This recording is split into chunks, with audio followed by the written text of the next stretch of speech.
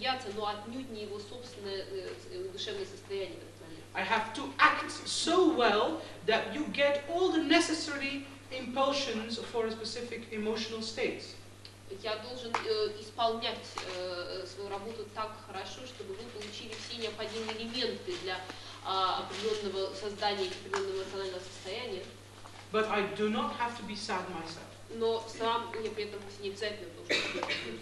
This is the essential difficulty that you will have to solve. And my experience is that whenever I talk about that, people are shocked, or people say, "Oh my God!" When I give this story. Это основная трудность преодоления, которую вы должны найти для себя сами. Обычно, когда я говорю об этом, аудитория шокирована, люди очень удивляются. So please don't get me wrong. The essential thing in Baroque music and Baroque art is the transmission of emotions. It is about emotions. I'm not saying that it is in rational art and where you don't feel. Пожалуйста, не поймите меня неправильно. Барочная музыка связана с эмоциями. Это искусство эмоций. Это отнюдь не рациональное искусство, которое не говорит о том, как вы чувствуете. It just simply means that you do not have to open the bottom of your heart. Я просто хочу сказать, что вам не нужно раскрывать свою душу. This was considered indecent in the Baroque period. В период барокко это считалось неприличным. I have nothing to see with you as an audience. Who you are as a person, you could invite me to your private life perhaps, but then we become friends. This is possible. У исполнителя с аудиторией не было ничего общего. Естественно, слушатель мог пригласить исполнителя к себе домой, в таком случае складывались дружеские отношения. But on stage, you are not that individual with your private life. You are an actor. You are a professional who does a job on stage. Но на сцене исполнитель не является вашим другом. Это актер, это профессионал, который на сцене работает. Yeah, this is, of course, in order to be able to give the right signals to the audience, you yourself as an individual have to have had all these different experiences. How can you transmit extreme sadness if you have never experienced sadness in your life? Конечно, для более точной передачи разнообразных эмоциональных состояний вы должны быть сами лично знакомы с ними. Как вы можете выразить крайнюю степень глубокую печаль, если вы никогда ее не чувствовали? So as a composer, I have to train myself in the different possible emotional states. I want to have an as rich as possible emotional life, that I really understand what sadness is, what joy is, what jealousy is, what envy is, what regret is, what hope is. Because it's only when I have a number of experiences with that I can deduct from that the right signals in my music to make you, to transfer you as an audience in that desired state.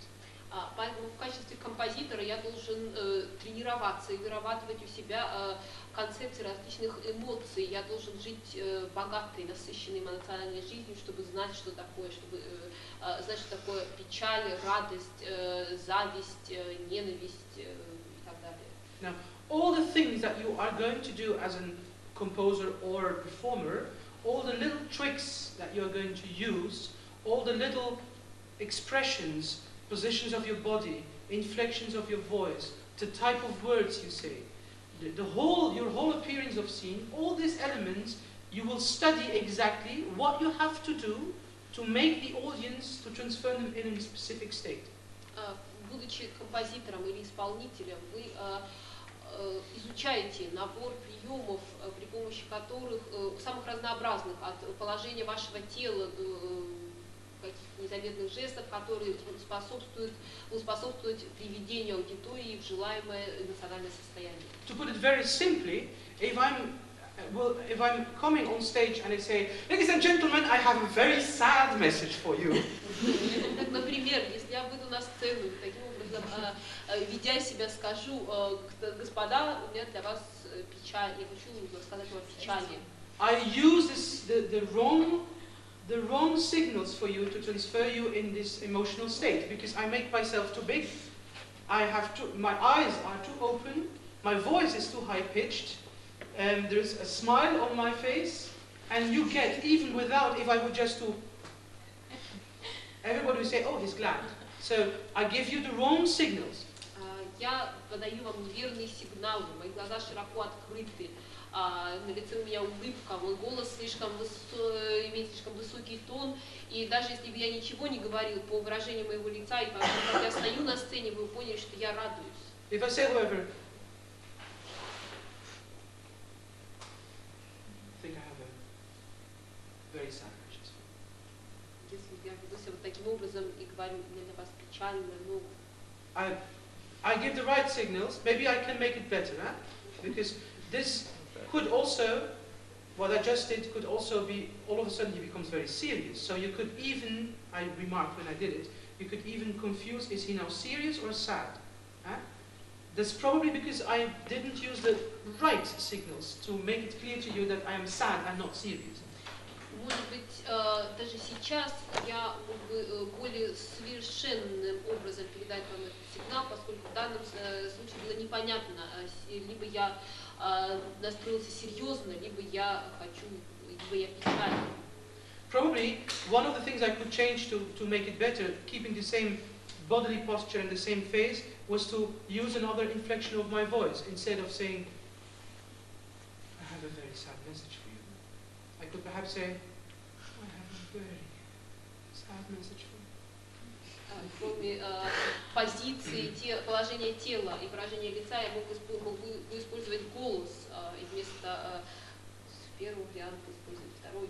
Why do I change it, and why do I choose this to change? Because this is probably based on my personal experience with sad people when they are really sad, and I observe what they then do. Почему я таким образом меняю свой голос? Потому что раньше я видел грустных людей, которым было грустно, и они говорили именно таким образом. Из наблюдений я веду себя теперь так. Am I now sad myself? No, by no means. But I can play. Мне совершенно не грустно самому, ни в коем случае, ведь я играю. People treated this and studied this as a science. Это учение начиналось как наука. If you ever have a chance to see that, I saw it for the first time in last year. There is a whole series of drawings by a French artist called Lebrun. Есть целая серия рисунков Лебрена. Я только в прошлом году их впервые увидел. Drawings of the human face in different emotional states. На всех рисунках изображено человеческое лицо в разных состояниях. And I'm very glad that you're here because I finally can solve that problem. In the exposition I saw there were two next to each other, and so they all have a title. So you see drawing of a face with a title. One was called L'Effroi, and another Le Frayeur.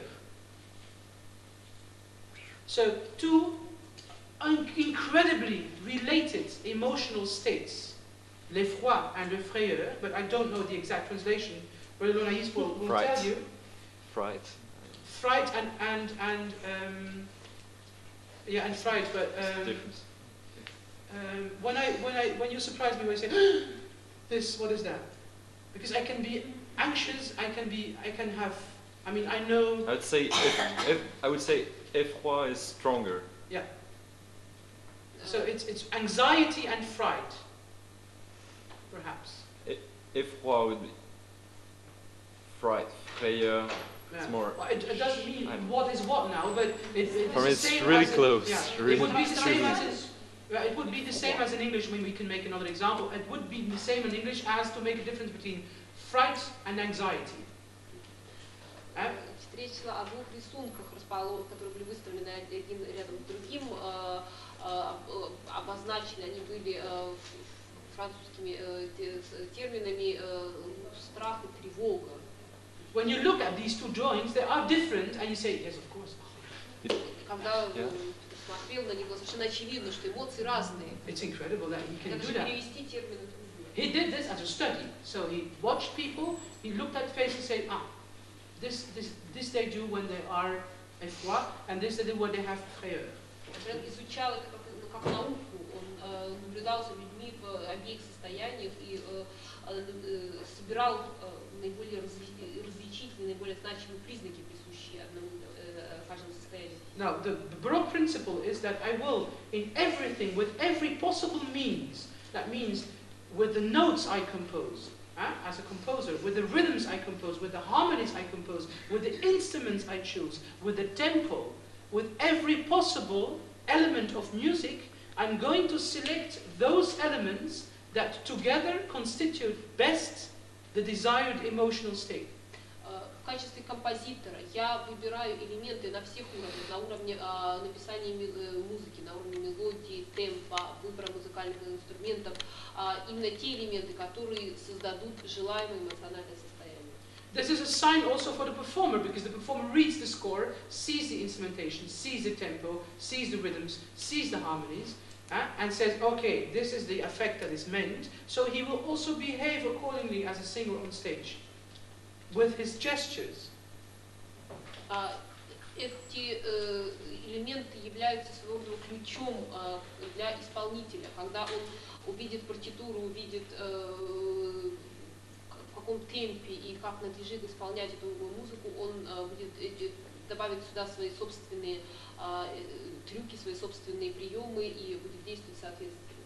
And I can imagine that you can, if this is an expression of an effect, I can imagine that a good actor and a good composer together could make a difference between expressing hope and or sadness with hope or sadness without hopeless sadness. I think that you can make that difference on stage. Мне кажется, что хороший исполнитель на сцене может передавать даже очень тонкие оттенки эмоций, например, печаль с надеждой и печаль без надежды. For example, in music, if I would tell you which one has still hope and which one is the one that does not hope, if I do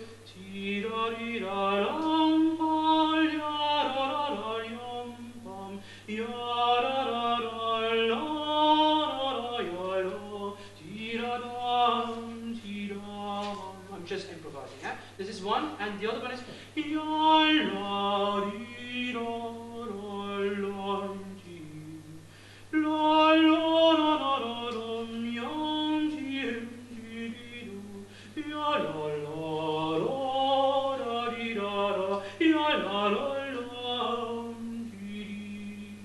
which one has hope, which one does not? The first has hope. Do you know what the difference is between the two things that I just sung? The essential difference. Yes. The first had, all the intervals went up. The second one, all the intervals went down. And just this little difference makes you feel hope or makes you feel hopeless. This is the art of Baroque composing. This is the art of transmitting affections. В первой импровизации все музыкальные фразы сходили вверх, поэтому было очевидно, что это печально. Но еще есть надежда, в втором случае, поскольку музыкальные фразы оканчивались нисходящим тоном, было явно, что надежды нет. И это искусство композитора эпохи барокко. Did I transmit you in a state of sadness? Yes, I think. Everybody associated this kind of music in both cases with a sad state. Привел ли я вас в состояние печали? Я надеюсь, что да. Каждый ассоциации. But was there anybody who felt happy with one of both examples? Почувствовал ли кто-нибудь себя счастливым во время исполнения одной из импровизаций? But so I transmit you automatically in this state, in the desired state, because I give you the signals. Did I enter your personality? No, because you do not know what I associated with sadness. It's maybe my cat who died last week. No, it's maybe my cat who died last week. You don't have any business with my private life as a performer. Maybe I am very, very sad now because my cat died. I can already say it's not true, but maybe this is the basis for my sadness. This can.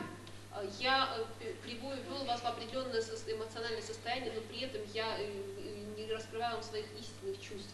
И непонятно, почему, собственно, я чувствую печаль. Может быть, у меня кот умер на прошлой неделе, это неправда на самом деле, поэтому я теперь очень печаль. It can be the sadness because I lost a job. Может быть, я потерял работу. I mean, there's so many possibilities. You are not interested in my personal sadness in this situation, and I am not interested in your personal sadness, and yet I am able to transmit the emotion sadness to you.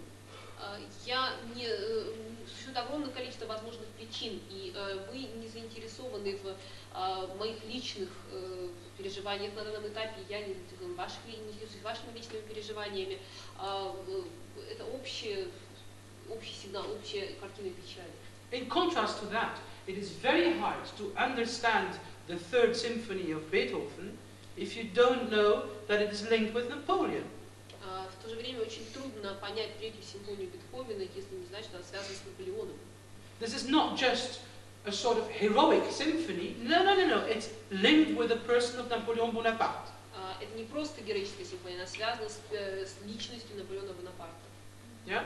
This is the essential difference between romantic music and Baroque music. In romantic music, there's always a specific thing behind it, a specific situation that you have to discover. Вот в чем разница между барочной и романтической музыкой. В романтической музыке всегда есть конкретный персонаж, конкретное событие, нечто конкретное, с чем она связана. If you have, for example, in a Baroque opera, an aria di vendetta, which is an affect, the person is betrayed, the person on stage is betrayed, and now I will revenge me. If you find such an aria, in every opera there is an aria di vendetta. You can exchange them. You can really exchange them. Take one aria of one opera and put it in another opera. You would not even hear the difference. Что касается арий, что касается барочной музыки, в каждой опере есть ария вендетта, ария мести, и на самом деле их можно просто поменять местами. Sorry, because we just continue. Because there will be no words in such an aria that link this aria with this specific theme. Поскольку в этой арии не будет слов, которые никаких ассоциаций, которые привязывают эту арию к конкретной, к сюжету оперы. For example, let's imagine a situation: Julius Caesar has an unnatural son, who all of a sudden finds out that his half-brother Brutus was one of the killers of his father, and so he wants to revenge his father by killing Brutus. And he sings an aria di vendetta. Давайте представим себе такую ситуацию. У Юлия Цезаря есть незаконно рожденный сын, который узнает, что его брат Брут участвовал в убийстве отца, он негодует и желает отомстить. Well, the words of that aria will be exactly usable, completely usable, to transform into an aria about Alexander the Great and Darius is very angry on Alexander the Great. You could sing that aria there. И слова этой арии можно было бы абсолютно безболезненно перенести, например, в оперу у Александра Великого, Александра Македонского и царе Дарии, когда Дарий очень негодует и желает отомстить Александру Македонскому. There will be no words in the aria that even refer to, even closely refer to, or even remotely refer to Julius Caesar or Brutus or anything. В этих ариях не будет никакого упоминания, никаких слов, связанных с Юлием Цезарем или Брутом. The only thing that you will hear in music is vendetta. Все, что вы слышите в музыке, это месть. Vendetta, probably with fast notes and things going up. Быстрый счет, короткие ноты и восходящие движения тона. Because this cannot be confused with anything else. This can only be vendetta. Перепутать ее невозможно ни с чем. Probably simple harmonies. Простая гармония. Because complex harmonies you would then confound it with rage. I mean, somebody who goes crazy. Поскольку сложная, или сложная гармония, ее можно было спутать с яростью. This is frenzy. That's somebody who loses control. But simple harmonies for vendetta. Many notes and fast notes, because if you use the same tempo and slower notes, it could be heroic. Много нот и быстрый темп. This is heroic, but this is vendetta. Те же нужно более медленный темп, может быть, героическая ария. This is Baroque music. This is how composers composed, and a good composer was able to find exactly the right means to transmit you in the desired, automatically to put you in the desired affection, without, however, giving away his personal soul or wanting to enter your personal soul. Вот какова барочная музыка. Вы как писали ее композиторы, они приводили слушателей в определенное эмоциональное состояние, не раскрывая при этом свою душу, не отдавая свою душу и не требуя того же от аудитории. And this is the connection between rationalism and emotion. Это связь между рационализмом и эмоциями. Yeah? But we'll stop for now. We'll meet each other at Johann Mattheson. Начнем нашу послеобеденную встречу с цитатой того же автора Иоганна Матtheson. About affections. Относительно аффектов. What affections are? You must, first of all, you have to understand that Mattheson writes this in his book, Der vollkommene Kapellmeister, the complete Meister di Cappella. Я хотела бы напомнить вам, что Матtheson пишет, это цитата из книги Матthesона «Vollkommen Kapellmeister», абсолютный, совершенный. And he writes, what affections are, how many there are, how they are brought about, whether one should extinct or admit and develop them, these are questions for a vollkommener Weltweise rather than for a Kapellmeister. Что такое аффекты? Сколько их? Что их вызывает? Должны ли они существовать? Или их следует принять и развивать? Следует их подавлять или принять и развивать? Все это вопросы для совершенного владыки мира, а не для капельмайстера. A Kapellmeister, should, however, know that much. Human moods are the real purpose of virtue, and virtue is nothing else than a well-organized and cleverly moderated state of mind. Мастер, однако, должен знать следующее. Человеческие настроения – это настоящая цель добродетели. А добродетель – не что иное, чем хорошо организованные и разумно управляемые состояния разума. It is, however, a fact that those affections that constitute our national individual disposition are not always the best ones, and that they must be restricted or kept under control. Однако известно, что аффекты, которые составляют наше индивидуальное расположение, не всегда самые лучшие, и что они должны ограничиваться или находиться под контролем. That is a part of ethics, that a vollkommener Tonmeister must have within him in every respect. Этот раздел этики, идеальный, абсолютный тонмастер должен постоянно помнить, если он хочет представить добродетели и пороки в своей музыке. If he wants to represent virtues and vices through his music, so that he can direct the minds of the listeners to the first ones, the foremost, and away from the latter. Если он желает направить разум своих слушателей прочь от грехов в сторону добродетели. Now, this is in a treatise on music. Это руководство музыки. You can imagine how important this notion was and how firmly this is rooted in culture as an ingredient of culture and also linked with ethics. Вы понимаете, насколько важно понимать, что это руководство тесно связано с культурой в целом и с этикой. So, what is virtue? Что такое добродетель? Virtue is, says Mattheson, a well-organized and a cleverly organized mind. Добродетель – это разумным образом организованный рассудок. That means that in every situation you should be able to cope with your emotions. Это значит, что в любой ситуации вы должны справляться со своими эмоциями. Yeah? You should know many different emotions, but you should always be on top of it. Your mind should always be on top of it. Вы должны знать, различать разнообразные эмоции, но ваш разум должен всегда управлять ими. Вы должны быть в состоянии справиться с ними. A virtuous person is somebody who is in control of his emotions. Добродетельный человек – это человек, который контролирует свои эмоции.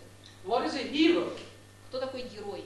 A hero is a virtuous person who is even able to virtuous in extreme circumstances. Герой — это человек, которому удается сохранить добродетель даже в экстремальной ситуации. This is a hero. So, Это герой.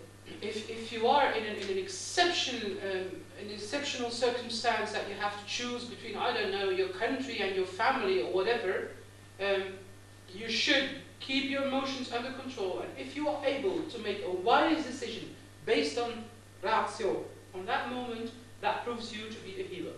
Если в экстремальной ситуации, когда решается судьба вашей семьи или вашей страны, вы способны сохранить свою рацию, сохранить свой разум, принять разумное решение, значит вы герой.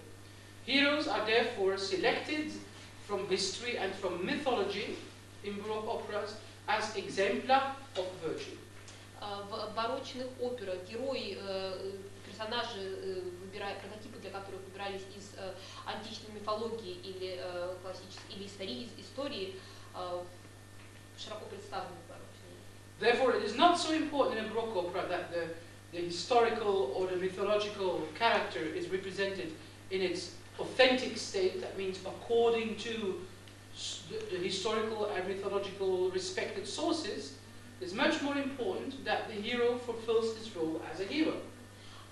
Очень часто в барочных операх герой представлен не в своем, скажем так, естественном контексте, не так, как он написан, или как о нем говорится в истории или в мифологии. Образ некоторым образом модифицирован, чтобы соответствовать требованиям оперы.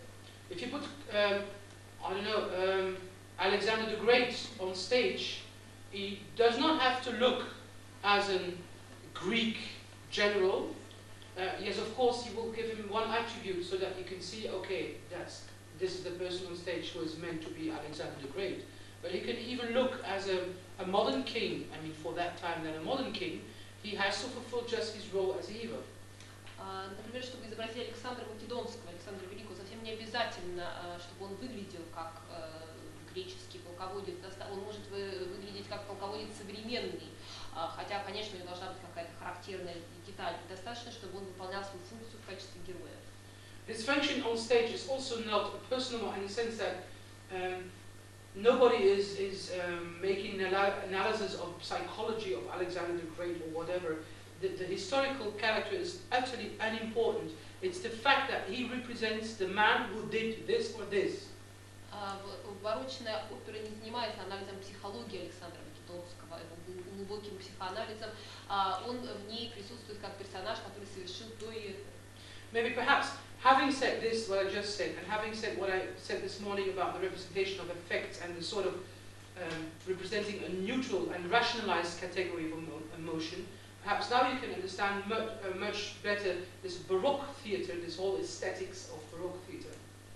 Теперь на основании того, что я говорила сегодня во время утренней сессии об аффектах, и на основании того, о чем я говорю сейчас, возможно, вы можете лучше понимать принципы театра эпохи барокко. In other words, the aspect or the notion of reality as it looks in real life is not important in Baroque theatre. Реальность, чтобы было как в жизни, совершенно не значимо для театра эпохи барокко. It's one huge fantasy. It's one huge world on itself that reflects values of the real world and icons of the real world, but not real images and real deeds. Театр — это фантазия, которая отражает добродетели реального мира и идеи реального мира, но не, собственно, события героев. It's a difference between a fairy tale about a fairy tale about wolves and red cape and the bad wolf on one hand, and on the other hand a movie like an American Werewolf in London or something. Вот в чем разница между, например, сказкой про красную шапочку и серого волка и фильмом «Американский оборотень в Лондоне». People who are opposed to Baroque say, oh, this is also artificial, also doesn't look real, you know. These are the same. I mean, I don't understand these people, because if you're telling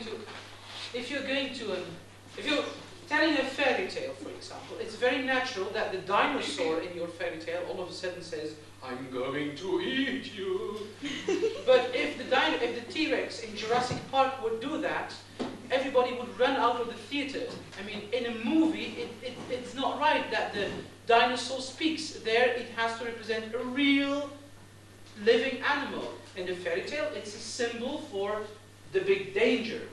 Часто люди, которые приходят смотрят пьесы периода барокко, говорят, ой, все это так ненатурально, так нереалистично, я с ними не согласен. Когда вы видите, читаете сказку, рассказываете сказку, кажется вполне естественно, что вдруг динозавр или чудовище говорит, я тебя съем. И это было бы совершенно не к месту, если бы динозавр вдруг произнес это в фильме парк юрского периода, поскольку в фильме все должно быть как в жизни.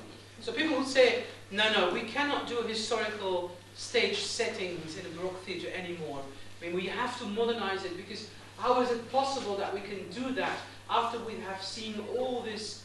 I mean, how can we enjoy the machinery in a Baroque theatre after having seen the special effects in Star Wars? Люди часто говорят, мы больше не можем ставить пьесы периода барокко на сцене, потому что декорации настолько неубедительны, никто не хочет на них смотреть, потому как люди видели, например, спецэффекты «Звездных войн». Well, these are people who are not able to distinguish a movie from a fairy tale. Это люди, которые не могут отличить сказку от кинофильма. If I start telling you a fairy tale, from my very first word, you will hear that I'm going to tell a fairy tale. And so, automatically, your whole expectation and everything that makes sense and makes nonsense is going to be adapted to the fact that you accept a fairy tale. If you watch if you hear a real story live, then you will expect other things. Если бы я намеревался рассказать вам сказку, я бы прежде всего начал свой рассказ с заявления о том, что я хочу рассказать сказку, и после этого вы принимаете все, что вы считаете отличным от реальности, если вы вообще принимаете факт сказки, в то время как фильм — это воссоздание реальной жизни. It is not because you can enjoy movies that are kind of a reflection of real life. I mean, there are recently some war movies, for example, that are so realistic that you're almost in the war yourself. It is not because you can appreciate that you are, as the same person, not able to appreciate a fairy tale anymore. И вовсе не значит, что если человек получает удовольствие от просмотра, например, исторических фильмов, для примера можно упомянуть недавно снятый фильм о войне, который настолько реальный, что вы чувствуете себя на войне. Это вовсе не значит, что получая удовольствие от таких фильмов, вы не можете получать удовольствие, слушая сказки. And it is also, if you watch such a realistic movie and you see a body being shot apart, that the legs are flying, and you are appalled, you're horrified, yes, but you can have the same feeling of being horrified by listening to a fairy tale, if it's well told. И если вы смотрите фильм о войне и видите, как тело разрывает снаряд, ноги летят в одну сторону, голова в другую, и этот эффект настолько реалистичный, что вы в ужасе, смесь ужаса и отвращения, это вовсе не значит, что вы не можете испытать те же чувства, слушая сказку, если эта сказка хорошо, правильно рассказана. I think this is very fundamental what I'm saying here, because if it is true that there is a linear evolution in human psychology, that we have arrived at this stage and that everything that we have now, that is a product of our society now, reflects that state of mind, and that we cannot go back and enjoy things that happened at another state of mind, then we have a serious problem.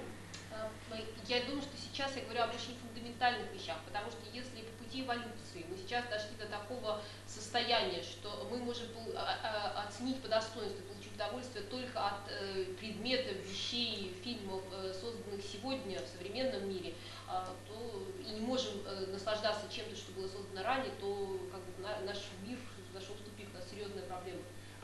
In other words, I do personally not regard Baroque theatre, with all its machinery and all its tricks, as a sort of very simple or first or second stage in the evolution to have to create illusions.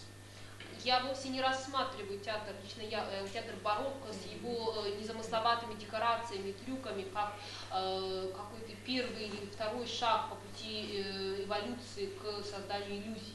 I think it is not fair to state that if Handel would have had the special effects offers that the people of Star Wars had to make their movie, he would have chosen that, of course. Я думаю, что несправедливо говорить, что если бы у Генделя были те же возможности, как у создателей, что у создателей «Звездных войн», он бы, несомненно, предпочел второе. I really consider the aesthetics that they created and the solutions that they created for what they wanted, that this is really what they wanted. It's not just all they could get. Я считаю, что эстетику, которую они создали, и те решения, которые они создали, это то, что они хотели создать, а вовсе не потому, что не было другого выбора, ничего другого сделать не In other words, I do not consider the fairy tale as the first step in the evolution to the science fiction movie. То есть я не рассматриваю сказку как первый шаг на пути эволюции к научной фантастике. I think that both are different aesthetics with different realities, different values, different criteria, and that you can enjoy them and feel them and have the emotional impact of both next to each other, that you do not have to put that into a hierarchy. Два различных жанра, которые имеют собственную эстетику, собственные ценности, собственные достоинства, и не следует которые обеими жанрами вы можете наслаждаться, при этом не следует выстраивать их в какие-то иерархические отношения. Recently, I still read a book about historical performance practice. I'm still reading it, and on one point in the book it says it was dealing with Bach's orchestra, and the author said, yes, well, Bach wanted a big orchestra. He wanted, for him, what was for him a big orchestra with 3 violins to a part. Сейчас я читаю книгу, в которой встретилось такое заявление. Бах хотел иметь в своем распоряжении большой оркестр с 3 скрипками. And he said, obviously, for the Baroque people, this was already a large orchestra because these people were so used to such a low level of noise in their daily lives. And we live now in a time where there are cars coming by and airplanes coming over. The people had lived with much. That was his point. Автор говорит, очевидно, во времена барокко оркестр, в который входили 3 скрипки, уже был большой оркестр, потому что люди жили с привычкой к значительно меньшему уровню шума, чем в современном городе, где проезжают машины и значительно большее количество людей. So his point being, if we want to be authentic and if we want to follow Bach's intentions, we should have an enormous orchestra now. Поэтому, как считает автор, для того, чтобы выразить желание, следовать желаниям Баха, мы должны сегодня использовать огромный оркестр. I have 2 things to say to this man. Я могу ответить на этому человеку 2 пунктами. He lives in New York. Он живет в Нью-Йорке. I would like to invite him to come to the city where I was born, in Bruges. Я хотел бы пригласить его в город, где я родился. Where for tourists' sakes, they still have horses and carriages to carry the tourists in. Где до сих пор, в основном для туристов, теперь кареты по улицам возят лошади.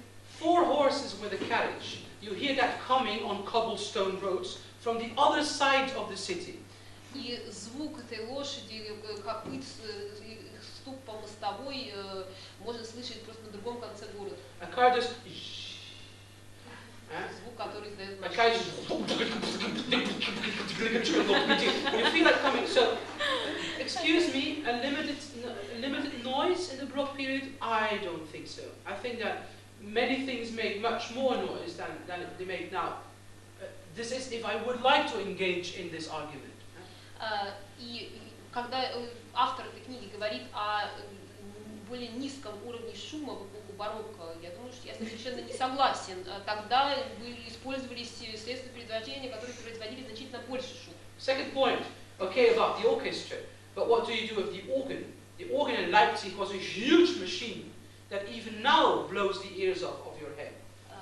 Теперь, что касается размеров оркестра, что делать с органом? Орган в Лейпциге совершенно огромный, даже сегодня закладывает уши.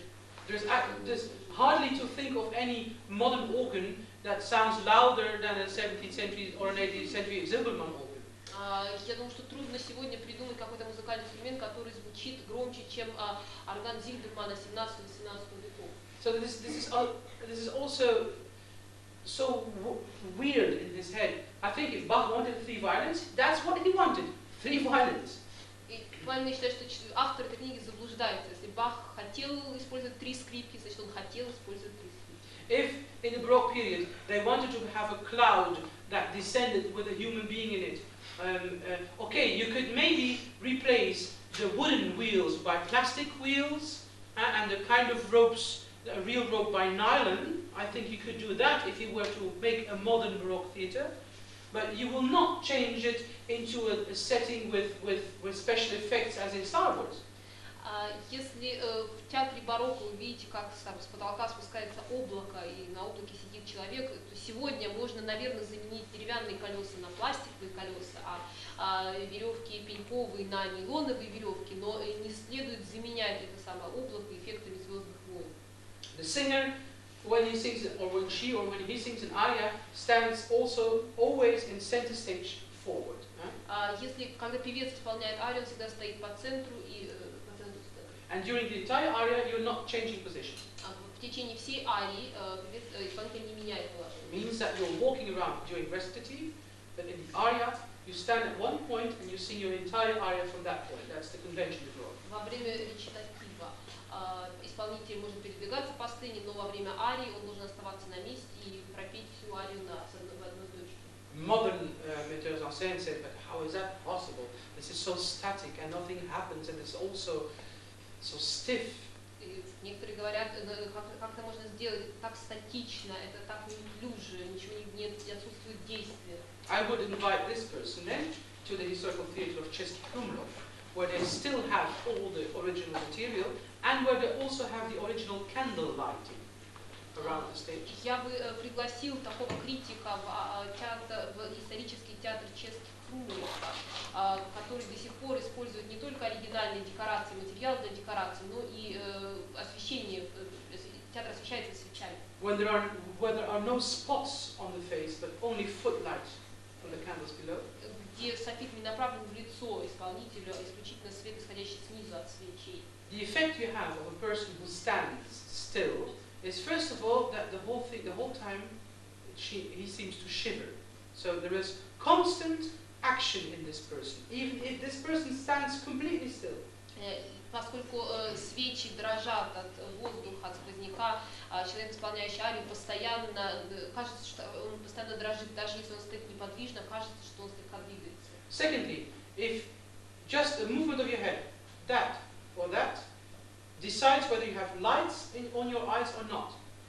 Простым поворотом головы можно зажечь или погасить огонь. So I can stand still and do that, and all of a sudden my eyes are dark, because my chin and my cheeks are covering my eyes from the footlight.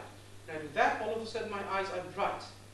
Я могу стоять неподвижно, слегка приподняв голову, в моих глазах нет света, не видите света в моих глазах, потому что мой подбородок и щеки заслоняют свет. Я опускаю голову, и внезапно мои глаза освещены. My point being, if in the Baroque period they would have wanted spotlights, they would have invented them. Что я хочу сказать? Если бы в эпоху барокко им потребовались бы софиты, направленный свет, они бы его изобрели. If they would have wanted a singer to stand backstage, they would have put them there and have an extra continuous section accompanying the singer from backstage.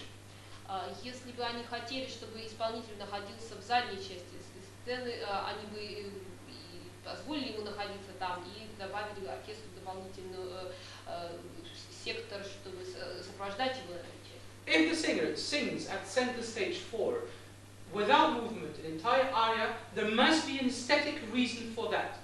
И если певец исполняет всю арию целиком, находясь по центру и не совершая никаких движений, должна быть эстетическая причина для этого. And we have to discover. Нам просто нужно их найти. And not just get it out of the way. А не отмахнуться от них. You understand my point, I hope, huh? Я надеюсь, вы меня понимаете. And this is, so for me, Baroque effect is not just, these 18th century people, how they thought on mind and pineal gland and emotions. And it's also simple. We are so much more involved now in our modern days.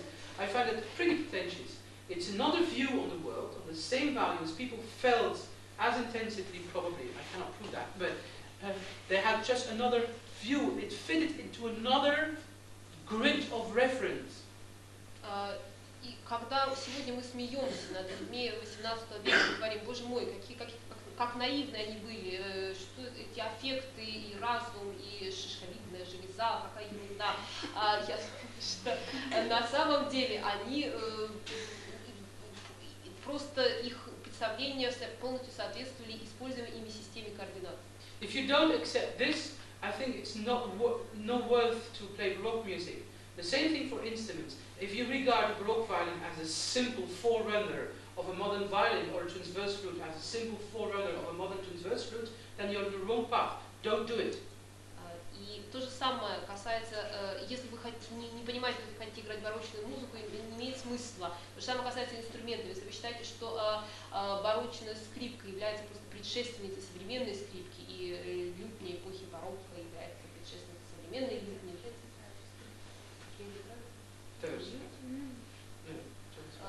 то вы заблуждаетесь. There is no technical reason, for example, why they couldn't have made Baroque violins with more tension on the strings and with strings of metal. There's absolutely no technical reason why they could have done that. Нет совершенно никаких технических препятствий, которые бы не позволили мастерам эпохи барокко изготавливать скрипки с стальными струнами и с более чтобы струны были натянуты больше. If they didn't do it, it's because they wanted this sound. Если они делали это исключительно потому, что они хотели получить такой звук. Yeah, this is essential. If you start with early music, don't consider it as to be a sort of because you have even these people in early music, playing early music, say, oh, it's good to go back to the roots, you know, it's good to go back to simple things. Часто люди, исполняющие барочную музыку, втирают ручки, говорят, как хорошо вернуться к корням, вернуться к простым вещам. Actually, that was an important part of the approach in the West. I told you about the hippie culture. Many people started to play Baroque music because it's a wooden instrument and not metal anymore. Я говорил вам ранее о том, что о культуре хиппи, когда многие стали играть барочную музыку, потому что использовали деревянные инструменты, а не металлические, и это рассматривалось как возвращение к простым вещам. And I have nothing against people who have this background. Don't make a mistake. I have nothing against this mentality. Я ничего не имею против такой ментальности, против людей, которые это делали.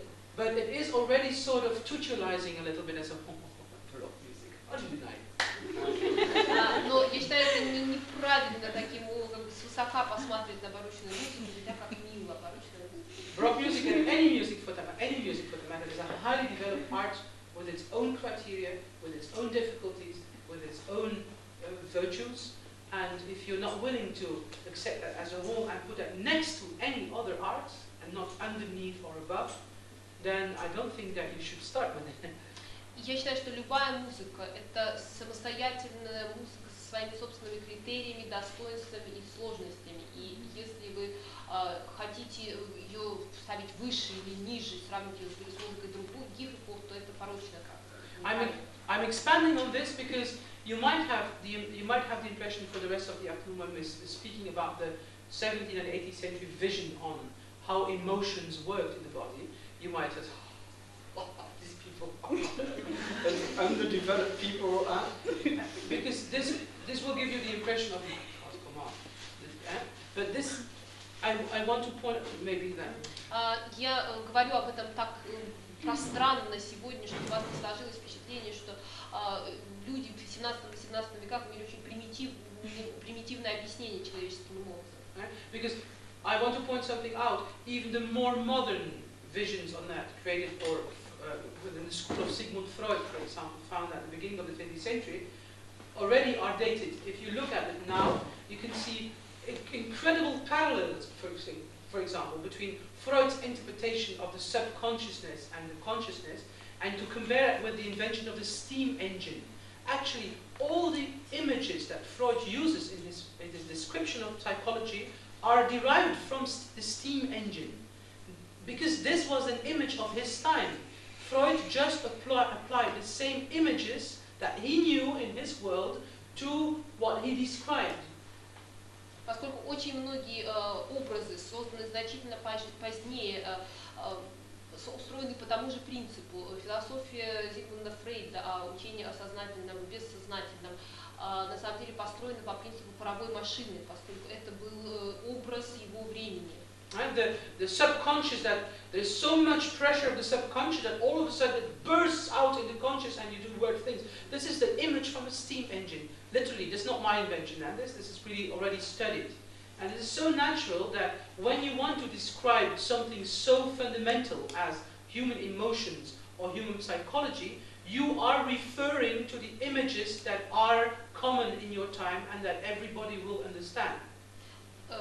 Когда бессознательное находится под постоянным давлением, в какой-то момент оно вырывается наружу, подобно струе пара, точно каким образом работает паровая машина. И создавая учение о эмоциях и аффектах, вы используете понятия и концепты, которые привычны, понятны всем в ваше время. This is how I think to have regard or consider this 17th century view and 18th century view on physiology, even if it does not reflect literally what we now know in medical science. It is describing exactly the same. The explication is just using the images of its own time.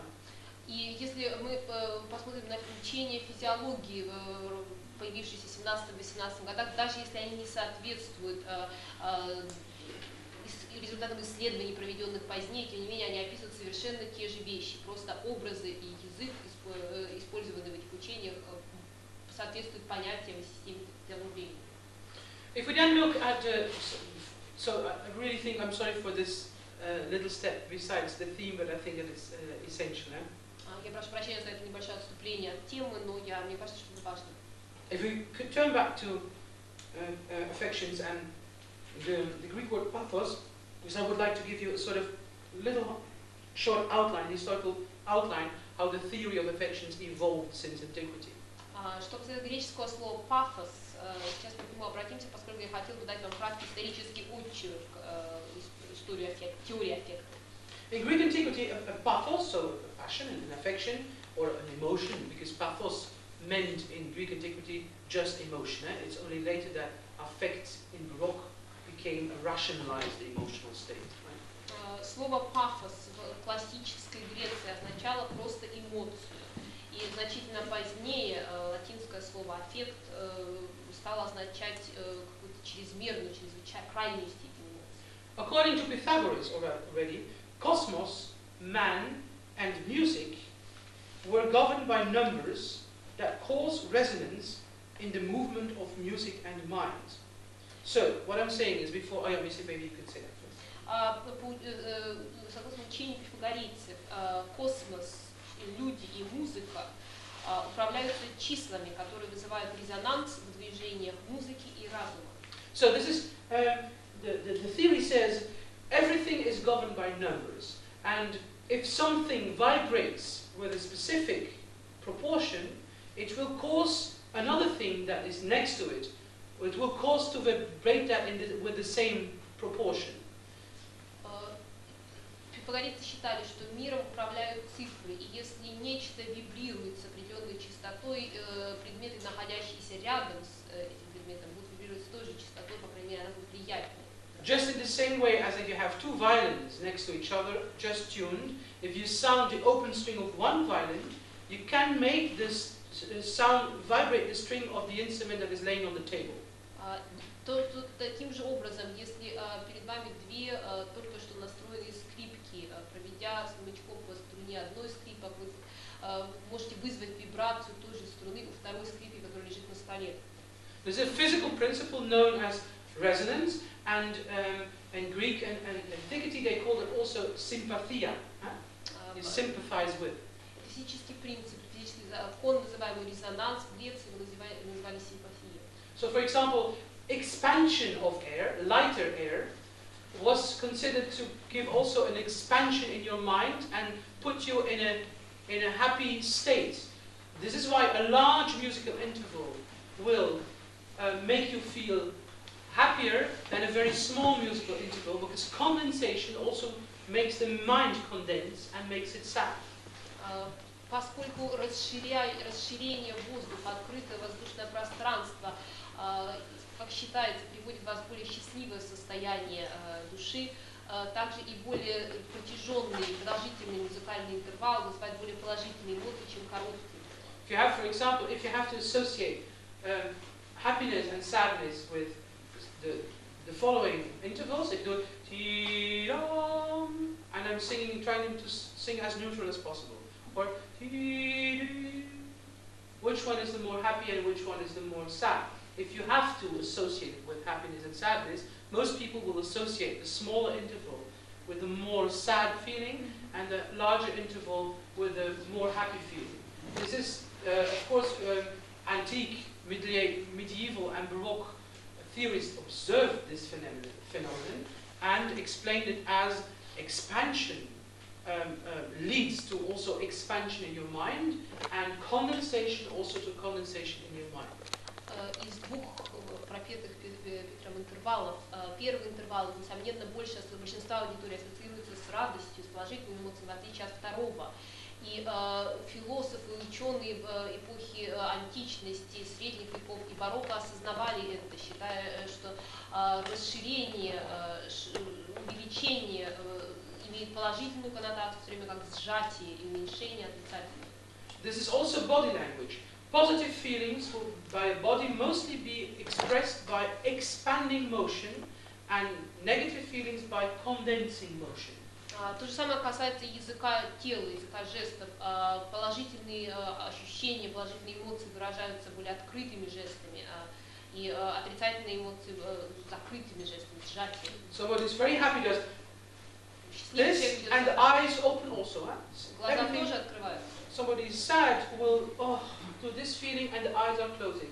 Печальный человек, огорченный человек сжимается, глаза прикрыты. So this seemed for many theories such a solid foundation that they came up with a theory that condensation and expansion of air, of everything, influenced also the other. So in other words, if I ti-da-la-la-la-la, ti-da-la-la-la-la, this must lead to a happy feeling. Whereas must lead to a negative feeling because of the large intervals, expansion, and the small intervals, condensation. Многие люди отмечали это. Короткие, длинные интервалы вызывают положительные чувства, короткие интервалы негативные, отрицательные эмоции. This was already during Greek antiquity, but then during the 17th century this was really codified into a whole system, as we will see later. Это было отмечено уже в эпоху античности, но только в 17 веке эти наблюдения были объединены в строгую систему. For Plato, there were 4 different basic affections. Платон считал, что существуют 4 основные аффекта. And he distinguished 2 extreme ones, so to the very extreme of positive and to the very extreme of negative, and then 2 mixed ones.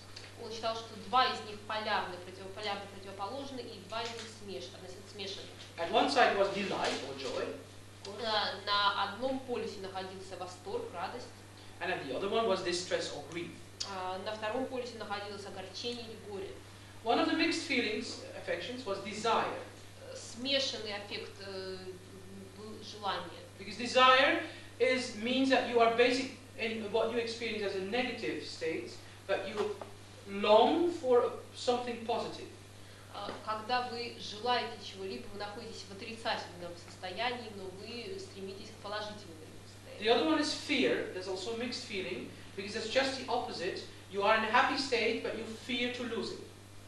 Страх является прямо противоположную картину. Вы в положительном состоянии, но вы боитесь его утратить.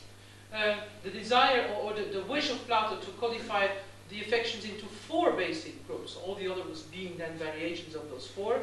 Of course, goes also together that the number 4 is so hugely important in nature. Right? You have the 4 seasons, you have the 4 elements, you have so many things in 4. И тот факт, что Платон пытался объединить все аффекты в 4 группы, оказывает важность числа 4 для в природе. Существует 4 времени года, 4 основных стихии и так далее. Page 4. Aristotle distinguished 11 affections already. He made this much more complete. And this is the Aristotelian affections are the ones that are going to be used during the Baroque period as a sort of basic group of affections. So you might want to write them down. Аристотель различает 11 основных аффектов, и именно эти аффекты будут использоваться в качестве основных в эпоху барокко, поэтому, возможно, вы захотите их записать. I'm just giving you desire. Это желание, rage, ярость, fear, страх, courage, смелость, envy, зависть, joy. радость. Am I going too quickly? Не очень быстро. I will repeat. Desire, Я повторю, пожалуйста. Желание, rage, ярость, fear, страх, courage, смелость, envy, зависть, joy, радость, love, любовь, hate, ненависть, hope, надежда, jealousy, зависть, ревность, and compassion. и сочувствие. So there's two. There's envy and jealousy. Yeah? They're related, but they're different. Envy, зависть и jealousy, ревность, они связаны, но есть отличия. Do you have them? Yeah? Compassion, сочувствие. Простите, пожалуйста, можно перебью, кто взял там копию сегодняшних лекций из вас? Может быть такое? Распечатку сегодняшних лекций, которые мы делали все. Нет,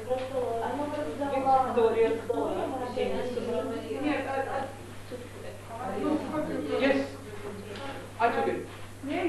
Well, it was there. I didn't know who it was or something. This one, eh? This one, yeah. Yes, I'm so sorry. No, I'm not using it. I just took it because it was on top of my things and I just saw it and I had it here. Oh, I'm not a thief. Sorry. Извините, пожалуйста,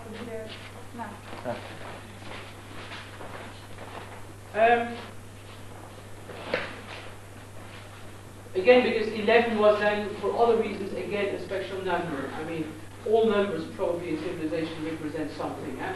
Or 3, 4, 7, 11, I mean, there are so many. Most prime numbers do, by the way. But И число 11 опять же является символичным, но надо сказать, что практически все цифры что-то обозначают. 3, 4, 7, 11, все не имеют значения. okay, then we can, I will not just say everything, but in the Middle Ages then, the Middle Ages is based, the medieval thinking is based on the writings of Saint Augustine. В средние века система ценностей в средних веках основывается на произведениях святого Августина. Who, you know, I suppose lived around the year 400 in Alexandria, in Egypt. Который, как вы знаете, жил в IV веке в Александрии, в Египте. And who was the man who transformed many of the thoughts and ideas and philosophies from Greek antiquity into the Christian world. И который, как вы знаете, перенес многие идеи и философские аспекты античности в христианский мир. Augustine is the one who introduces a thought that indeed the universe is governed by proportions, but music is the gift by God given to mankind with which he showed man the laws with which he has created the universe. Августин считал, что музыкой руководит пропорция, но the universe is governed by proportions and numbers. Вселенной руководят пропорции и цифры, но музыка это Божий дар. It's the gift by God, donum Dei in Latin, with which he shows his laws, he demonstrates his laws with which he has created the universe. Который он демонстрирует свои законы, по которым он создал Вселенную. Yeah? And the other connotation there is that music then ultimately and ideally should only serve to praise God, because it's only then that the two elements are brought together, as it were. God gives us music as a sort of demonstration, as a sort of little secret this is how I create the universe. If we use this music then to love and to praise Him, the circle is complete. Поэтому, как считал Августин, музыку следует использовать только для прославления Бога, потому что если Бог с помощью музыки открыл нам свои законы и как Он создал Вселенную, исполняя музыку во славу Божию, мы объединяем эти две составляющие части, и круг замыкается. In the 16th century, these ideas were taken up again very strongly by both the Protestants, that means by the Lutherans, I'm sorry, and by the Council of Trent, so by the Counter-Reformation. В 17 веке эти принципы опять же широко использовались в лютеранской церкви и при Council of Trent, the Counter-Reformation. При реформации. Calvinists, at the other hand, declined that idea. Кальвинисты отрицали эту идею. The next step in the development I have already mentioned a few days ago is Boetius, and is living around 500. Следующий человек, которого я хотел бы упомянуть, это Боэций, живший примерно в VI веке. And that's a system of musica mundana, musica humana, musica instrumentalis. I already explained. Это система, которую я объяснил, музыка разума, музыка человека, музыка инструментальная. Yeah. Now I just want to point out something, because I'm not sure that we will have time enough to talk about tunings and temperaments. Боюсь, что у нас хватит времени поговорить о настройках и темпераментах. The proportions of the intervals. Maybe I already told you that. Возможно, я об этом уже говорил. The proportions of the intervals are still, up till now, the only measure in nature, together with perhaps the maximum speed of light, that is not created by mankind. Пропорции интервалов на сегодняшний день, возможно, со скоростью света являются единственными измерениями, которые не придуманы человеком. All the other measures that we have, the meter, the kilogram, everything, even the year, is coming from our planet or from our species. But it is based on something typical here and now. It is not universal in the literal sense of the word. It does not pertain for the entire cosmos. Все остальные меры длины, веса, килограмм, километр и так далее, либо происходят, они специфичны для нашей планеты, либо для человечества, как вид живых существ. Whereas it is scientifically proven that wherever there is a medium that in which sound can generate itself, can reproduce it, well, no, how do you call that? Travel. No, yeah, travel or that. Yeah, if there is a medium, wherever there is a medium where sound can spread, can sound, there the laws of the intervals pertain. В любой среде, где может распространяться путешествует звуковая волна, существуют законы интервалов. They have fixed proportions. Они имеют фиксированные пропорции. So the antique and the medieval idea to base the construction of the universe on musical sounds, on musical intervals, is not so stupid. Средневековая попытка обосновать Вселенную, всю Вселенную, обосновать законами музыки, в общем, не настолько глупа. Actually, and you will know more of that, I suppose, thinking of your remark this morning. In natural sciences, they are now so far that they are just way beyond the quantum mechanics. There is a theory that is called the string theory, in which particles or essences are viewed in the form of or are considered to be I will phrase it differently, that the eccentric components of the universe seem to be strings, as it were, vibrating strings of connected particles. Возможно, вы знаете об этом больше. Сегодня утром мы говорили о теории, которая находится за пределами теории квантовой механики. Согласно этой теории, Вселенной существует, это называется теория струн, существуют вибрирующие струны, которые связывают частицы во Вселенной. So I'm not sure I formulated exactly, but one thing is sure: we are back at the harmony of the spheres.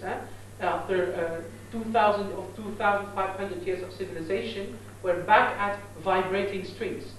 Может быть, я не совсем точно сформулировала эту теорию, теорию, но спустя 2500 лет мы вернулись к тому, развитие цивилизации вернулись к тому, с чего начали, к движущим струнам. Just to give you an idea, yeah. Do you have? No. Just to give you an idea how ancient theories may look old-fashioned and childish in the way they are formulated, but they might point at something very eccentric. Античные теории могут выглядеть очень примитивными и детскими в своих формулировках, но очень часто они указывают на нечто совершенно центральное и важное. The next important step in our story of the treatment of affections and passions is Johannes Tinctoris. Следующий персонаж, который я хотел бы упомянуть, говоря об аффектах и страстях, это Йоханнес Тинкторис. A treatise of 1473. В своем руководстве, написано в 1473 году, because that's a treatise that is in many ways representative for the break in thinking, musical thinking, between what we now call the Middle Ages and Renaissance. Поскольку этот труд в значительной степени символизирует тот скачок, который отделяет, пропуск, который отделяет средневековую музыку от отличной музыкостроения эпохи. For the first time in history, in other words, music is now considered not just to be a science and a reflection of God's universe, but also as something that you do for pleasure, that you do to pass your time with, to spend a happy evening with. Впервые музыка представлена не как наука и не как Божий дар, а как нечто, чем вы занимаетесь для удовольствия, нечто, чем вы можете заняться, чтобы приятно провести вечер. And also for, as the first beginning, to arouse specific emotions with. И также впервые сказано, что музыка может использоваться для того, чтобы произвести определенные эмоции. It's only from the very late 16th century, that's the next step, that the representation and arousal of affections becomes the main purpose of music. И только в конце 16 века, это следующий шаг, представление и возбуждение аффектов представлено как основная задача музыки. And whereas you could say that for the Renaissance period, the representation of affections is important, for the Baroque period, the emphasis is now on the arousal of affections. Если раньше основным фокусом, назначением музыки было выражение, изображение страстей, то теперь в эпоху барокко основное назначение музыки вызвать аффект. That's again the same. I told you that a few days ago, I think, that the difference between Renaissance and Baroque in general, I mean, and again you have to generalize when you say things like that. Как я сказал вам несколько дней назад, разница между барокко и ренессансом, я должен оговориться, когда делая подобное заявление, конечно, вы очень сильно обобщаете. Is that Renaissance art is, as it were,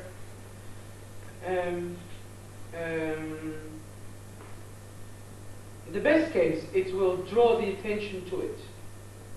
Искусство ренессанса в лучшем случае привлекало к себе внимание. But it will not actively invite you to be involved with it. Но оно никогда не приглашает вас к активному участию. A Baroque, if you say it a little bit, again, maybe a little bit too sharply or too, Baroque art is only art if there is a relation, if there is a collaboration, if there is a connection with an audience. И следующее мое заявление, возможно, опять слишком общее, но искусство эпохи барокко можно назвать искусством только если оно предполагает сотрудничество с аудиторией. The definition of a Baroque piece of art is not the painting or the statue or the music itself, but is exactly that what happens if looked at by a member of an audience. Назначение, суть искусства барокко не в том, чтобы описать, изобразить определенную эмоцию или персонажа, а изобразить то, что те эмоции, которые этот персонаж или произведение вызывает в аудитории. This is the Baroque painting. This is me. Baroque art is happening here. Вот картина эпохи барокко, вот я зритель, и искусство барокко, то, что происходит между нами. This is a Renaissance painting. Art is happening here. Вот произведение, вот картины времен Ренессанса, времен эпохи Возрождения, искусство в самой картине. Even if you don't look. даже если вы не смотрите. Renaissance art is. Baroque art can only become art if it's really reacted upon by an audience. В отличие от Ренессанса, искусство барокко становится искусством только если при наличии аудитории, только если на него смотрят. So in Renaissance art, affections will be represented. You will recognize, this is a person who is angry. This is a person who is sad. You will recognize the signs. It will be represented, but it will not get you into the enraged or sad situation. But if you look at Gentileschi's decapitation of Judith, you cannot do anything else than be involved in it. Во времена Ренессанса искусство, глядя на картину времен Ренессанса, вы легко можете увидеть человека, который разгневан, но вы не чувствуете приглашения присоединиться к его, разделить его чувства. Хотя если вы, например, смотрите, видите перед Хайген, Гюдифи, Джентилески, у вас не остается иного выбора, как сочувствовать и быть вовлеченными в картину. If you come into the neighborhood of that painting, you're anxious, or you're afraid that the blood will splash on your clothes, you know. Вы вздрагиваете, вам кажется, что капли крови могут попасть вам на одежду. And her face is also, you can actually hear the cutting in the flesh. Вам кажется, вы чувствуете звук лезвия разрезающего плоть. This touches you. You look at it and say, Пишут и отвращение, вы смотрите и вздрагиваете. Mostly it's also not well centered, so you have the impression that the borders of the painting are not. There is much more to see if you could look inside the painting, whereas a Renaissance piece of art or painting is very well defined by its contours. That's it. In a Baroque painting, you can always expect that there is more behind the corner that the artist doesn't want to show you. Как правило, композиция картины в эпохе барокко такова, что вам кажется, что вы не видите всего происходящего, что если вы могли заглянуть за раму, вы увидели что-то еще, в то время как искусство картины эпохи Ренессанса не предполагают каких-то деталей, которых вы не видите, они достаточно хорошо ограничены своей рамой. The difference between a text in a Renaissance motet, Jesus went to heaven, and probably you will have music, you will probably see him go to heaven, you will recognize this, Jesus go to heaven. But in a Baroque piece, the music will be such that you will say, wait, Jesus, I'm coming with you, you know, you're involved, you're invited to, in this affect of, we are going to heaven, you know, you feel it. And this is the difference between Это касается и музыки, например, мелодии эпохи Ренессанса, вознесение Иисуса, вы, безусловно, можете понять, что это вознесение, но только слушая музыку эпохи барокко, вы чувствуете радость от того, что Иисус вознесен на небо, и вы чувствуете, готовы к нему присоединиться. Yeah?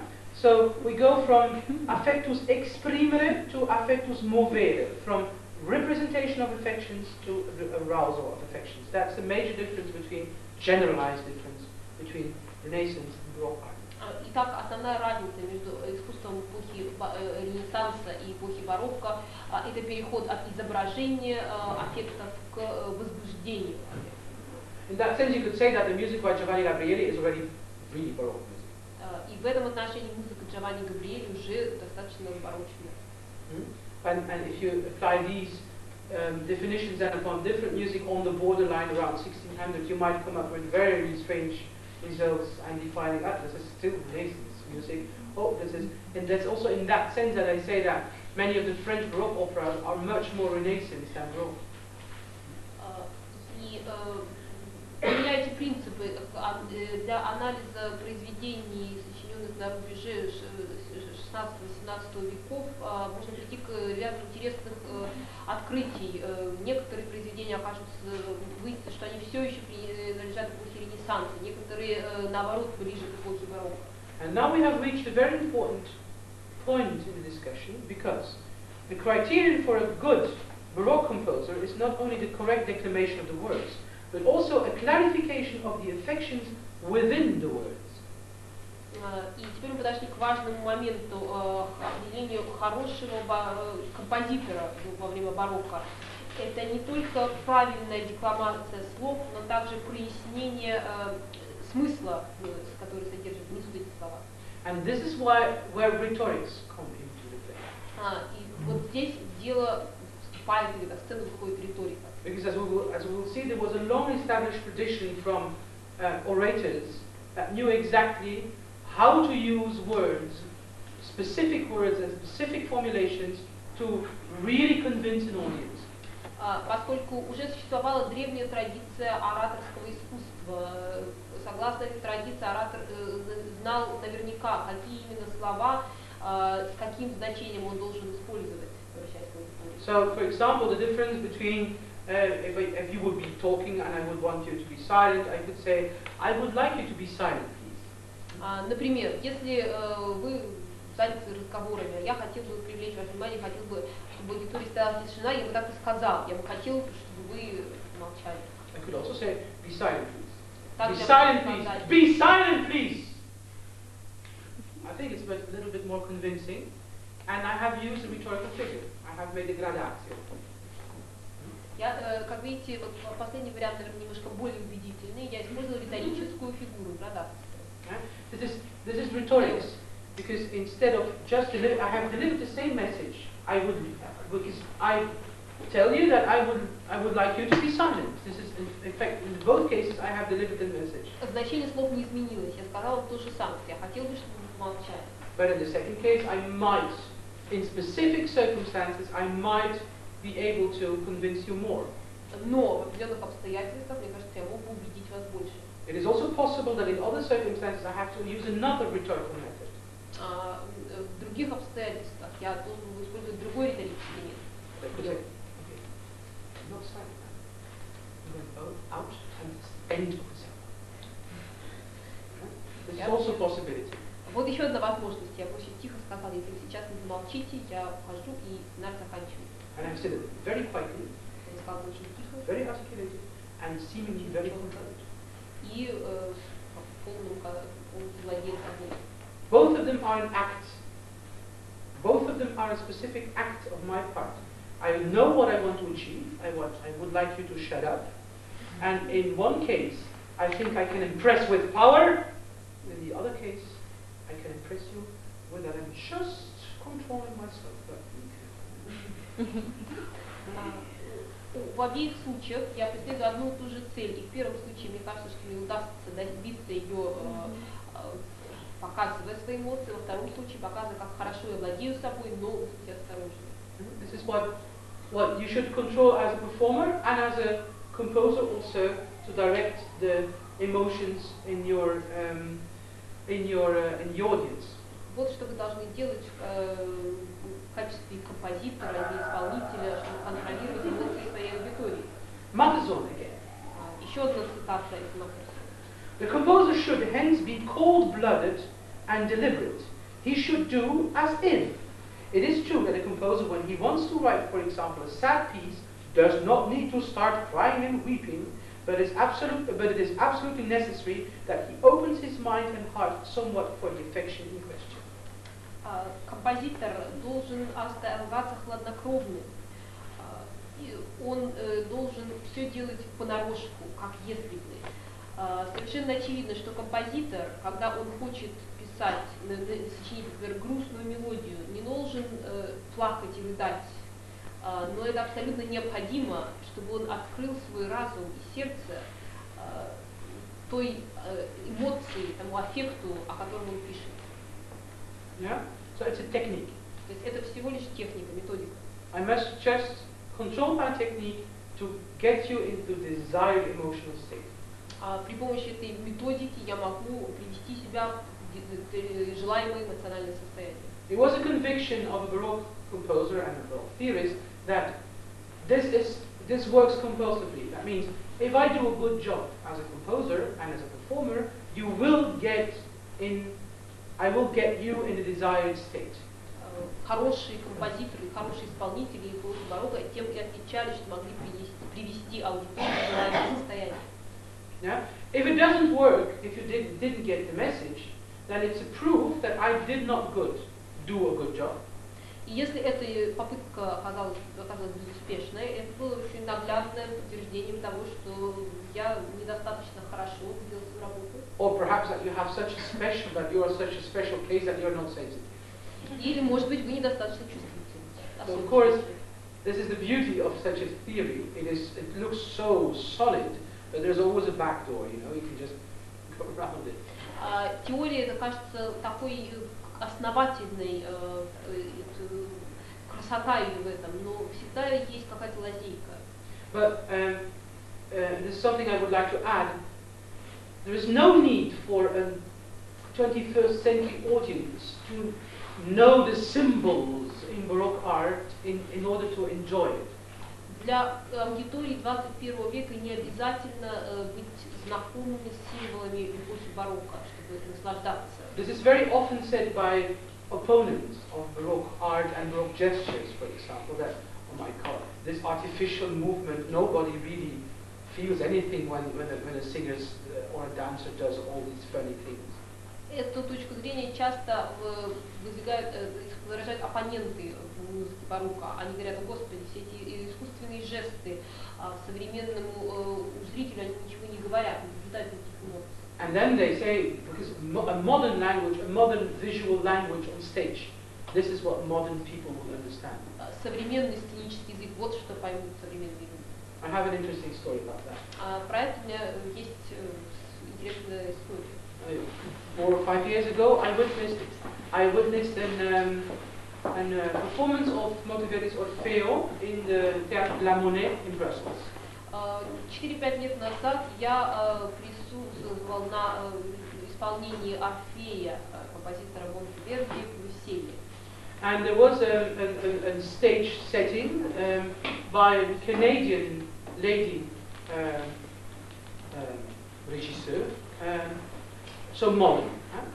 И декорации, автором декорации была the whole acting, постановщика, режиссером постановщика была американка, современная. And afterwards she also saw the concert, and afterwards there was also a little symposium, and she explained what she had done. Она также присутствовала на концерте. После концерта был небольшой симпозиум, на котором она объясняла свои действия. I must say I had looked at it and I had double feelings. It somehow looked really nice, but there were many things that said, what is that? I mean, why? Я должна сказать, что когда я смотрела постановку, я испытывала двойственные чувства. В некоторые моменты она была очень замечательная, в некоторых моментах я недоумевала, что это, откуда это, зачем. But her approach and her what she really did, what she explained afterwards was fantastic. Но ее подход, который она объяснила нам позже, поразил меня.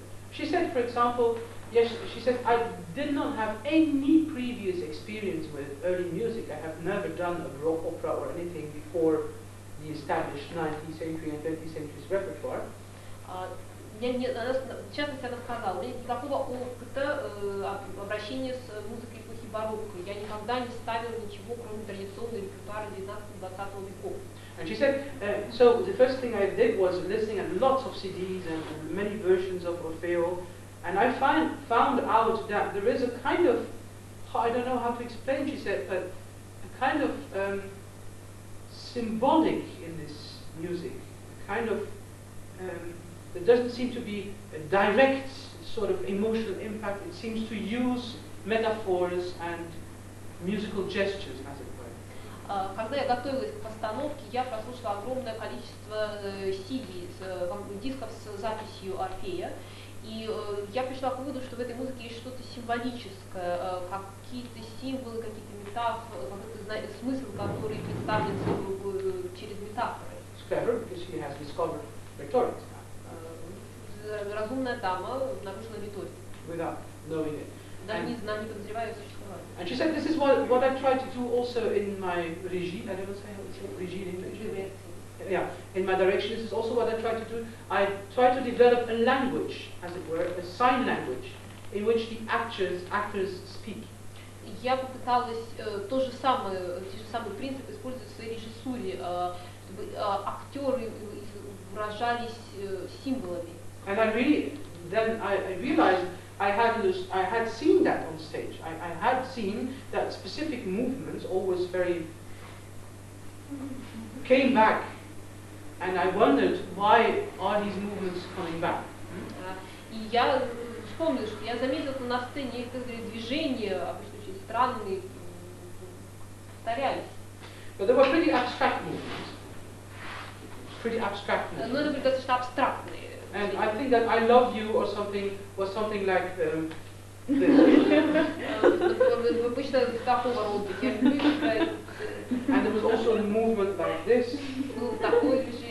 I think that was a movement for danger. Это было движение, состоящее опасность. Because what she wanted to represent is the mouth of the snake. Она хотела показать пасть. You know, the snake who bites Medici, so danger, snake. Змеи, которая затем укусила Евредику, то есть вот вам символ опасности. And at this point I got so angry with it myself. И здесь я настолько разозлился.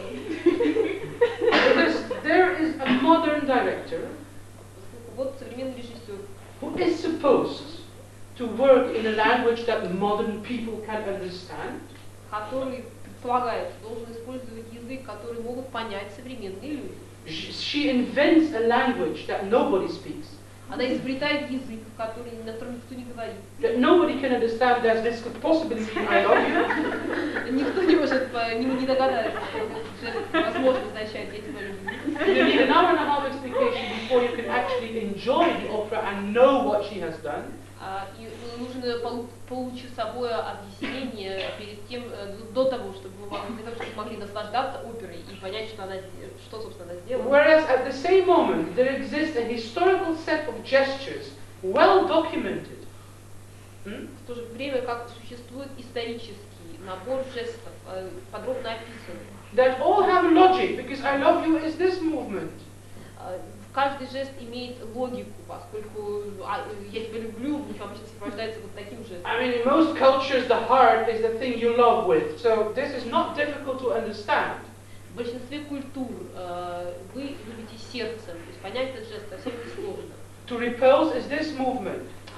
Отвращение выражается вот таким жестом. I don't think you have to be genius to understand that. Не нужно быть гением, чтобы это понять. So these are all gestures that are so close to everyday behavior, admittedly stylized and artificialized. Эти жесты настолько близки к каждодневному поведению, безусловно, они стилизированы и достаточно искусственны. But no, these movements cannot, because they're Baroque and they're far too far away from the modern mind. Но нет, использовать их нельзя, потому что это символы эпохи барокко и современному далеки от People современного. will not understand that. Люди этого не поймут. Sorry, this is where I don't understand. Вот этого я не понимаю. And this is actually, you cannot believe it because I'm making a little joke of it, but I've also been present at a round table conference at a symposium in Basel about sense and nonsense of historical setting of opera. Я шучу, конечно, по этому поводу, но в свое время я посетила конференцию в Базеле по поводу того, насколько целесообразно использовать исторические декорации в опере. And the people pro and contra almost fought with each other. И люди, сторонники той или иной точки зрения, практически подрались. At one moment, the chairman of the conference said, "We better stop here because we will do. I mean, this will go wrong." So he stopped the conference. И председатель конференции вкусом, скорее с деньгами. Because who is going to suffer when singers start to know what to do on a stage? Кто пострадает, когда у исполнителей будут знать, что делать на сцене? And where is going? And who is that? The stage director. Где здесь найдется место режиссеру-постановщику? Because we don't need him anymore. Он нам больше не нужен. And who is making most money in opera business nowadays? А кто сегодня зарабатывает больше всего денег в оперном бизнесе? The stage director. Режиссер-постановщик. So this is not a discussion about aesthetics or about intelligence. This is just a discussion about money. То есть эта дискуссия касается совершенно не эстетики, не уровня интеллекта, а дискуссия касается только денег. And another argument is that the historical setting, all these costumes and all these sets is so incredibly expensive. Кроме того, другой аргумент можно предложить, все эти костюмы, исторические декорации настолько дороги. But I have seen numbers of what modern stage settings cost. Но мне доводилось видеть цифры сколько стоят современные сценические декорации. And it's not only the setting, but also the person who invents the setting. Yeah? Who has Не только, собственно, декорации, но и дизайнер, который придумал. I think that this is the hard.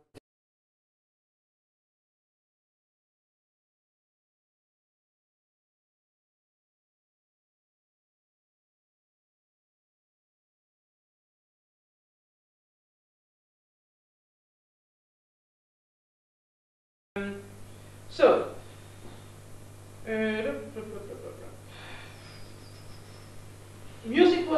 high Baroque music was thus considered to be exciting and arousing as a musica pathetica. Музыка высокого барокко считалась возбуждающей эмоции, музыкой патетика. This is applied especially to vocal music and particularly to the operatic recitative. Это прежде всего касается вокальной музыки и в особенности оперному речитативу.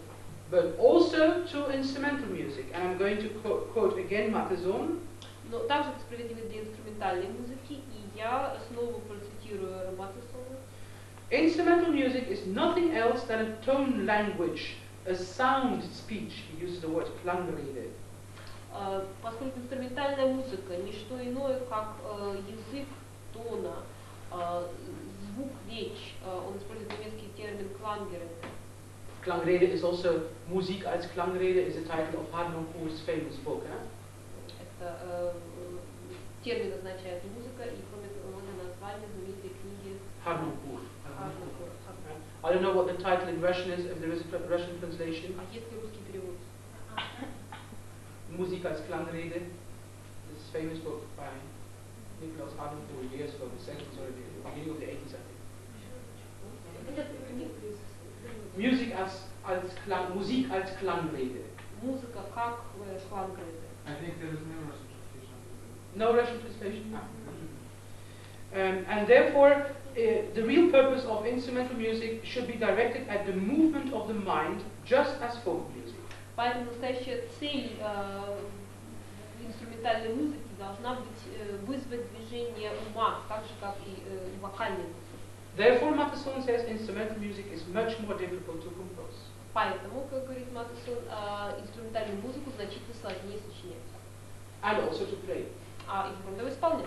Because if a composer reflects affections in instrumental music, you don't have words to underline the meaning of the word. Поскольку в инструментальной музыке вы не имеете в своем распоряжении слов, чтобы подчеркнуть значение. That means that you have to be very, very, very clear in your choice of elements, rhythms, harmonies, instruments, articulation, tempo. You have to be very, very, very specific and very clear in your choice that the audience immediately know, yeah, this is this effect. Поэтому, сочиняя инструментальную музыку, вы должны с особой тщательностью выбирать инструменты, выбирать темп, тон, темперамент, для того, чтобы аудитория немедленно поняла, какой эффект вы желаете произвести. A little bit further, Matheson says on instrumental music, a composer should really be capable, without words, that's page 6, a composer should really be capable, without words, to express all the inclinations of the heart through carefully chosen sounds and their appropriate combination, to such an extent that the listener is able to completely and clearly understand from this the drift, sense, meaning, and stress, with all the accompanying interpunctions, as if it were a real speech. Еще одна цитата. Композитор инструментальной музыки должен быть в состоянии без слов выразить все движения сердца через тщательно подобранные звуки и их адекватные комбинации в такой степени, чтобы слушатель мог абсолютно и ясно понять по движению, ощущению и значению и ударению со всеми сопутствующими паузами, как будто это была настоящая речь. So now we have really to have a look at what were these musical representational means that composers had at their disposal. Теперь, я думаю, мы подошли к моменту, когда мы можем поговорить о том, какие именно выразительные, изобразительные средства имеют композиторы в своем распоряжении. We're going to do that by first by having or by letting us lead by three basic ideas. Мы говорим о трех базовых основных идеях. So three basic sides or three basic statements on affections in music. О трех основных утверждениях, касающихся аффектов в музыке. A first important thing is that affections do not figure in an unlimited emotional landscape, but they can be defined, discerned, and reduced to basic affections that can be mixed then in many ways. Аффекты не блуждают свободно в неограниченном эмоциональном пространстве. Их можно определить, различить и свести к некоторому базовому набору, который можно различным образом компоновать. So in order to represent affections in music, you first have to deduce or to create basic affectional categories. For example, the sadness because your father died cannot be represented accurately in music. You have to reduce it to sadness. And the words of the text in that aria will then make clear that it's because of your deceased father. Например, нельзя при помощи музыки передать все мельчайшие оттенки значения. Если печаль по поводу кончины отца нельзя адекватно передать, для нее нет подходящего аффекта, вы просто должны изобразить печаль. Затем, если в вашем изображении нет слова, вы можете пояснить, по какому именно поводу вы грустите. So this is a first condition in order to represent emotions and affections in music. Это первое условие для того, чтобы изобразить эмоции, аффекты в музыке. The second one is that affections are assigned with musical representational means, and that this assignment is not arbitrary, not at the discretion of the individual composer, but compulsive, because there are more or less hidden laws of nature that control the correspondence between the movement of music and of the mind. Второе правило звучит таким образом. Аффектам соответствуют определенные музыкальные выразительные средства. Эта связь, это соответствие не является случайным, не зависит от конкретного композитора, а является обязательным, поскольку всегда в той или иной степени оно обусловлено скрытыми законами природы, которые контролируют соответствие между движениями музыки и движениями ума. You understand what this means? It means that you have to make obvious connections, not I'm sad. This can represent my personal state of mind, because you might not know that I haven't been sad for 20 years and all of a sudden I feel sadness. Yuppie, I'm sad, you know, I can feel it again. This is possible, and in a specific context this could be possible. Эти знаки должны быть адекватными, должны быть легко узнаваемыми. Например, я не могу с улыбкой закричать, я печален, мне грустно, хотя в каком-то контексте можно представить себе, что лично я рад по этому поводу, поскольку я не испытывал грусть уже 20 лет, и вот мне стало грустно. But this doesn't work if I... Поэтому что обрадоваться, это лучше, чем бесчувствие. Ну вот это герой нашего времени, верно, Well, yeah, sometimes you feel happy when you all of a sudden after a long interval you start feeling sad. Yes, of course. It means you're alive. Yes, absolutely. I mean only if a composer has to compose a sad aria,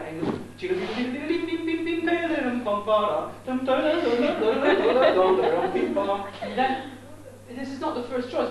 Although this is technically possible, that this particular kind of sadness could be presented in this way, most of the audience would say, this is what I mean, this is again something that you can do in romantic music. In romantic music you can make these weird combinations because it's supposed to reflect your state of mind, your personal state of mind, and the audience has to find out what that personal state of mind is. Такого рода контексты возможны в романтической музыке, когда композитор говорит о своем индивидуальном переживании, и иногда возникают довольно странные, дикие комбинации, которые не всегда понятны аудитории. A third basic assumption or basic idea is that a listener or performer can or has to recognize and distinguish the affections represented in the music, but cannot behave neutrally towards them. Итак, третья идея. Слушатель или исполнитель может или обязан распознавать и узнавать аффекты, представленные в музыке, но он не может воспринимать их нейтрально. The effectiveness of the affections, so the effectiveness of the affections, is ruled by laws of nature and commands a reaction that accords with the aims of the composer. Эффективность аффектов управляется законами природы и требует реакции, которая соответствует цели композитора. Different response by different people to the same piece of music are the consequence of their different personal disposition or temperament. Различная реакция на различные музыкальные произведения, различных людей на одно и то же музыкальное произведение является следствием их индивидуального состояния или темперамента. This too, however, is determined by nature. The theories of the affections and the theory of the temperaments mutually support each other.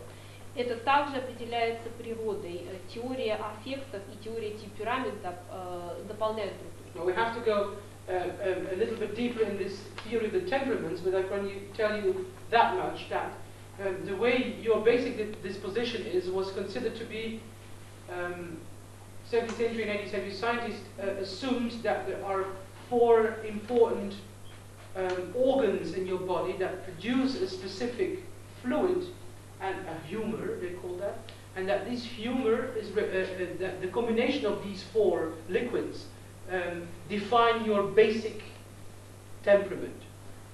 Я не буду углубляться в теорию темпераментов, скажу лишь только, в 17-18 веке ученые считали, что в теле человека находятся 4 основных органа, которые производят определенную жидкость, так называемый гумор, и от того, какая именно жидкость превалирует в вашем теле, такой темперамент вы имеете.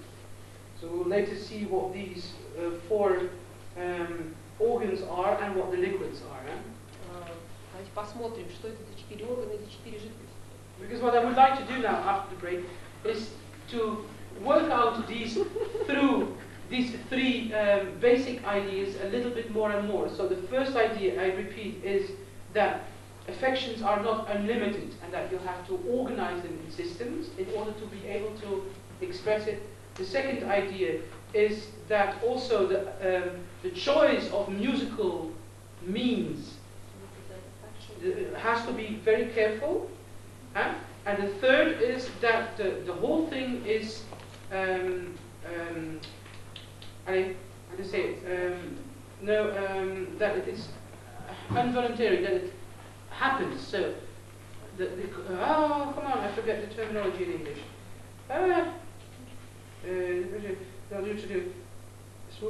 Commands. So this is commanding.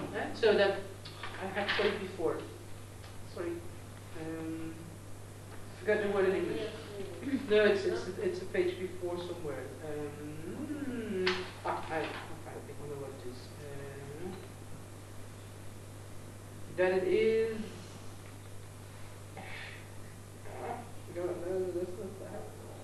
Compulsive. Я хотела бы напомнить вам 3 основные идеи до того, как мы перейдем к более подробному их рассмотрению. Итак, первая идея заключается в том, что число аффектов, эмоций ограничено. Вторая идея: для передачи конкретной их эмоций существуют конкретные музыкальные средства, музыкально-выразительные средства. И, наконец, третье: использование этих музыкальных средств обусловлено, навязано законами природы. Yeah, this is what we do after the break. If this is a lot of theory for you, don't be afraid. We will end with practical music, and I will demonstrate to you how you apply it to the analysis and the performance of a real piece of music. Если вам кажется, что теории на сегодня было уже достаточно, не стесняйтесь сказать мне об этом, и мы на практических примерах посмотрим, как это применимо к. Можем продолжать. Okay, so as far as these 3 ideas are concerned, the first idea, so that affections do not occur in an unlimited emotional landscape, philosophically or psychologically justified grouping of the affections in philosophers and psychologists, well no, come on. Baroque philologists grouped affections into antithetical pairs. For example, you have love opposed by hate, joy opposed by grief, hope by desperation. And this was a basic organization of all the affections. Возвращаясь к этим трем идеям, первая идея, касающаяся ограниченного набора аффектов или эмоций, философы и психологи по барокко группировали противоположные аффекты, противоположные эмоции, таким образом, что мы получаем оппозиции любовь, ненависть, радость, горе, надежда, отчаяние и так далее.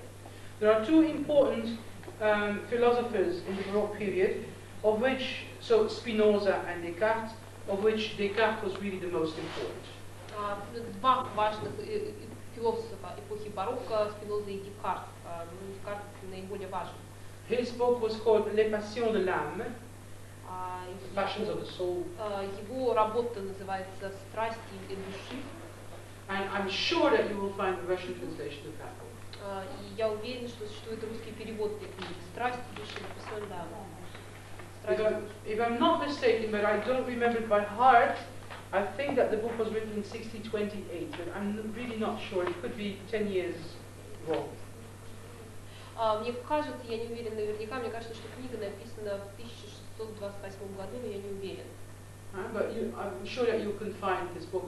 I think to really understand how Baroque philosophers thought of emotions and also of the function of music in that you once in your life should read the Les Passions de l'âme by Descartes. Мне кажется, что для того, чтобы окончательно понять, как чувствовали, что думали философы эпохи барокко относительно об эмоциях, вам нужно все-таки прочесть эту книгу. Actually, if you have ordered a copy of the handout, there is a part of that book in your handout. Если вы заказали себе копию методических материалов, то там есть цитаты из этой книги. Descartes defined 6 basic affections. Декарт сделал 6 основных аффектов, эмоций. Amazement, это удивление, love, любовь, hate, ненависть, desire, желание, joy or delight, радость или восторг, grief or distress. горе или огорчение. For him, all the other possible affections are blends, are mixtures of these 6 basic ones. Он считал, что все остальные аффекты, все остальные чувства — это комбинации 6 основных. Do you have them all 6? Все вы успели записать? Нет? Yeah, you could repeat it. Еще раз, пожалуйста, удивление, любовь, ненависть, желание, радость или восторг через слэш и горе или огорчение. Yeah.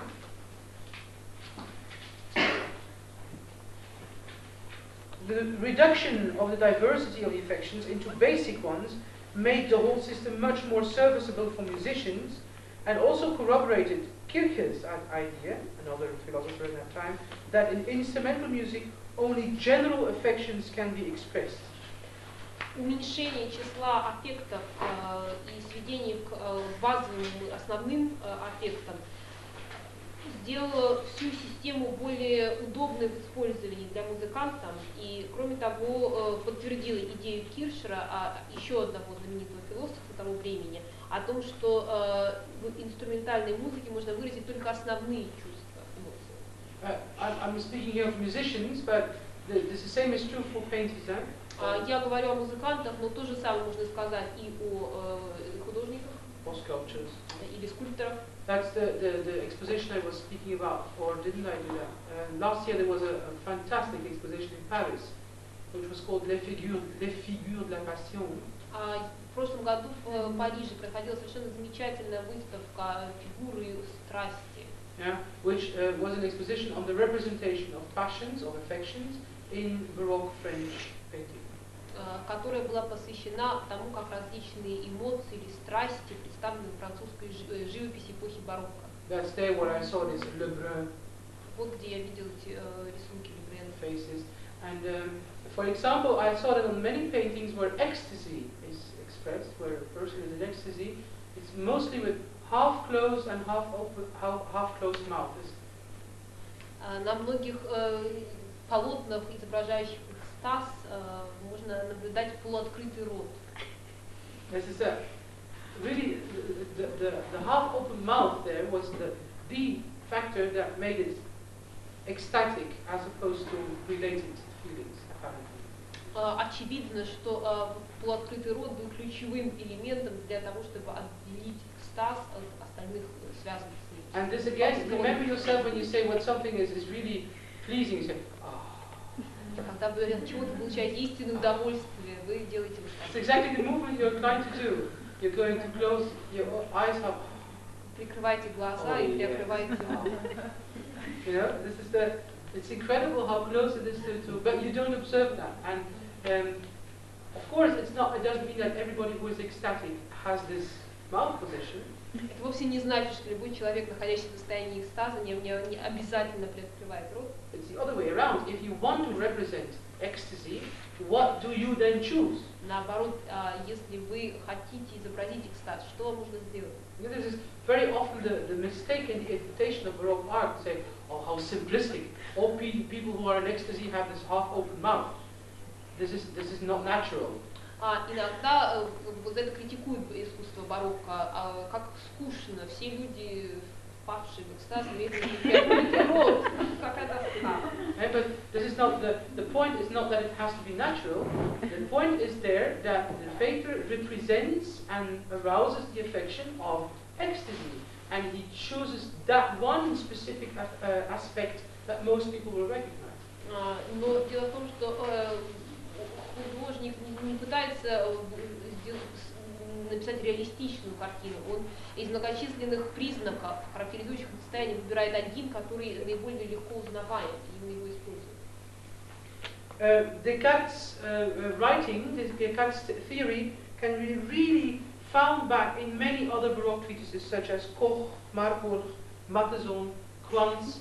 They all relate to Descartes. Descartes is really the authority as far as affections and the representation in music is concerned. Работы Декарта, посвященные страстям или эмоциям, затем нашли отражение в работах Коха, Марбурга, Маттесона и Квонца.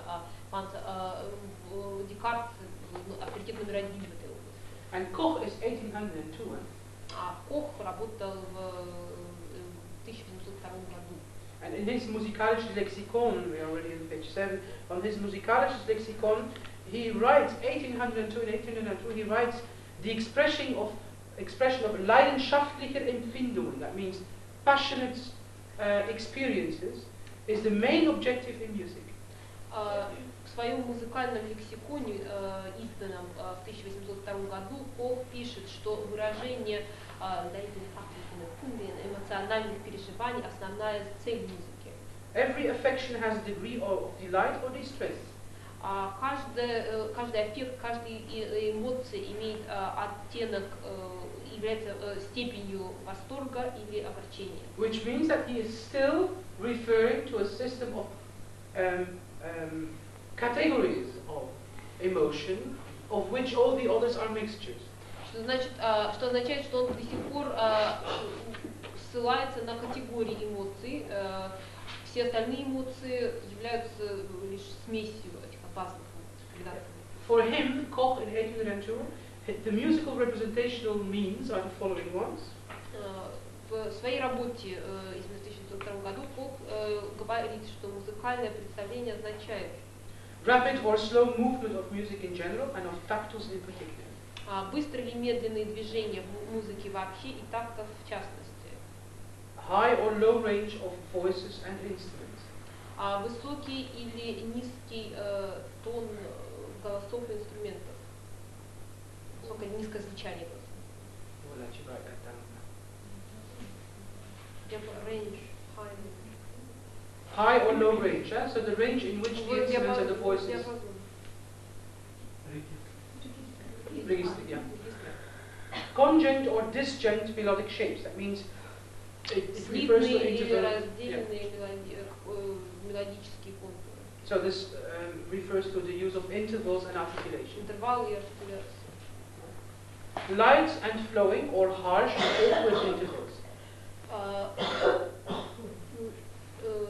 Легкий и текучий или резкий и прерывистый, резкий прерывистый интервалы.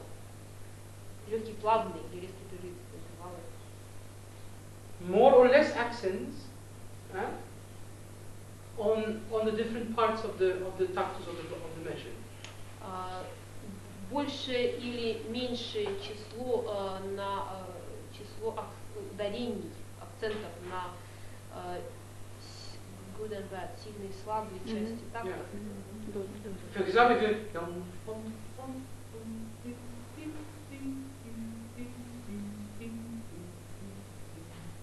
changes if you do bum, bum, bum, it gets a total different feeling, and it will possibly represent and arouse another effect just by the use of accents placed on a specific part of the part. Совершенно другое чувство, другая эмоция может быть вызвана исключительно только путем использования акцента ударений на другие части такта. The use of chords, are they related or are they contrasting? Использование аккордов связанных или контрастных, противоположных. Are they consonant or dissonant? И как они звучат, консонантно или диссонантно. He gives an example. By the way, don't write this all meticulously down. Later on, I will give you my complete list of all the possibilities to make a rhetorical analysis, and this will be right on the board. Не нужно сейчас это записывать, немножко позже я предложу вам свой полный список пунктов для риторического анализа, и я его запишу на доске. But for example, Koch gives this, if you want a sad feeling in instrumental music. Например, для того, чтобы сочинить печальную инструментальную музыку, Кох предлагает следующее. He says you should better have a slow movement, Медленное движение, low notes, низкие ноты, congent melodic shapes, so small intervals, no big leaps, слитный плавный мелодический контур, harsh and awkward intervals, отрывистые и резкие интервалы, many and strongly accentuated dissonance, многочисленные, сильно акцентированные диссонанты and a very low perceptibility of rhythm. И низкая выраженность ритма. So not a very clear rhythm, but something that has almost no rhythm as well. Ритм не должен быть ярко выражен, не должен звучать очень отчетливо. Again, we will see that later on the more complete list. Дальше я представлю вам более полный список. Marburg in 1762 gives also such a list. Подобный список составил Маркург в 1762 году. For him there are 27 affections. Для него существует 27 аффектов, 27 эмоций. And he gives also examples of different atmospheres and how you could represent that in music. Он приводит примеры различных типов атмосферы и как их можно выразить в музыкальном произведении. Also Matheson in 1739 does that. То же самое делает Маtheson в 1739 году. Quantz also. Quantz то же самое. All this is a clear indication that, все это четко указывает на то, first of all, Baroque composers, performers and audience shared the notion of a right and correct representation of the affections. Все композиторы, исполнители и аудитории эпохи барокко разделяли мнение о том, что существует правильное и корректные способы выражения эмоций. But this does not mean, and she asked a very interesting question, that does not mean that you always have to do the same thing. Of course, you have to compose, in every opera there is a hate opera aria, there is a love aria. Every time you have to come up with a new melody, with a new piece, that yet has to express the same basic effect. So you had to be very inventive to represent the effect with the correct and the right musical representational means, but yet do that differently every time again. Это вовсе не значит, что композиторы делали одно и то же, об этом был задан интересный вопрос. В каждой опере присутствует ария любви или ария ненависти, и каждый раз композитор должен был изобретать новую, сочинять новую арию, при этом используя те же выразительные средства. A second clearly conclusion that we can make is that every single element of the musical composition possessed an affective quality. Второй вывод, важный вывод, к которому мы должны прийти, каждый элемент музыкальной композиции способен выражать эмоции. To change an articulation, nothing but an articulation, for example, could change the effect of a piece. Достаточно изменить артикуляцию, чтобы полностью изменить эмоциональную окраску произведения. For example,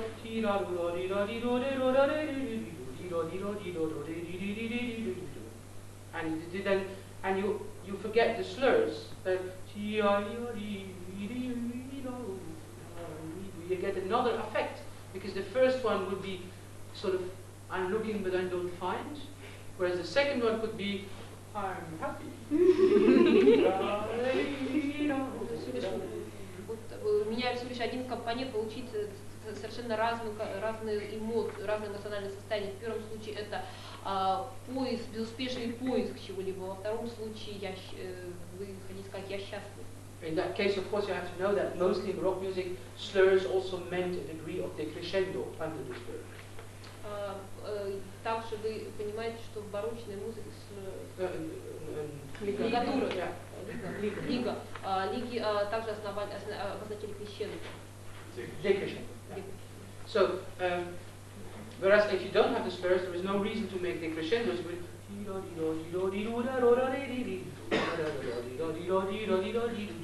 You will follow the contours of the melody.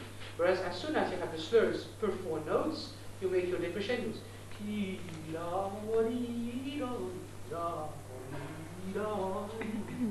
And there, through this, the music gets a totally different feeling. Если лиги отсутствуют, вы просто следуете музыкальному контуру мелодии. Если когда появляются лиги от одной ноты к другой, появляется совершенно другая эмоция. If they are slurred in two, you get another different feeling.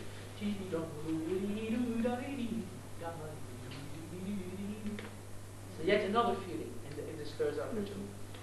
Если лига касается двух нот, получается совершенно другая эмоция, другая мелодия. If the slurs are 3 and 1 note open, you get another feeling.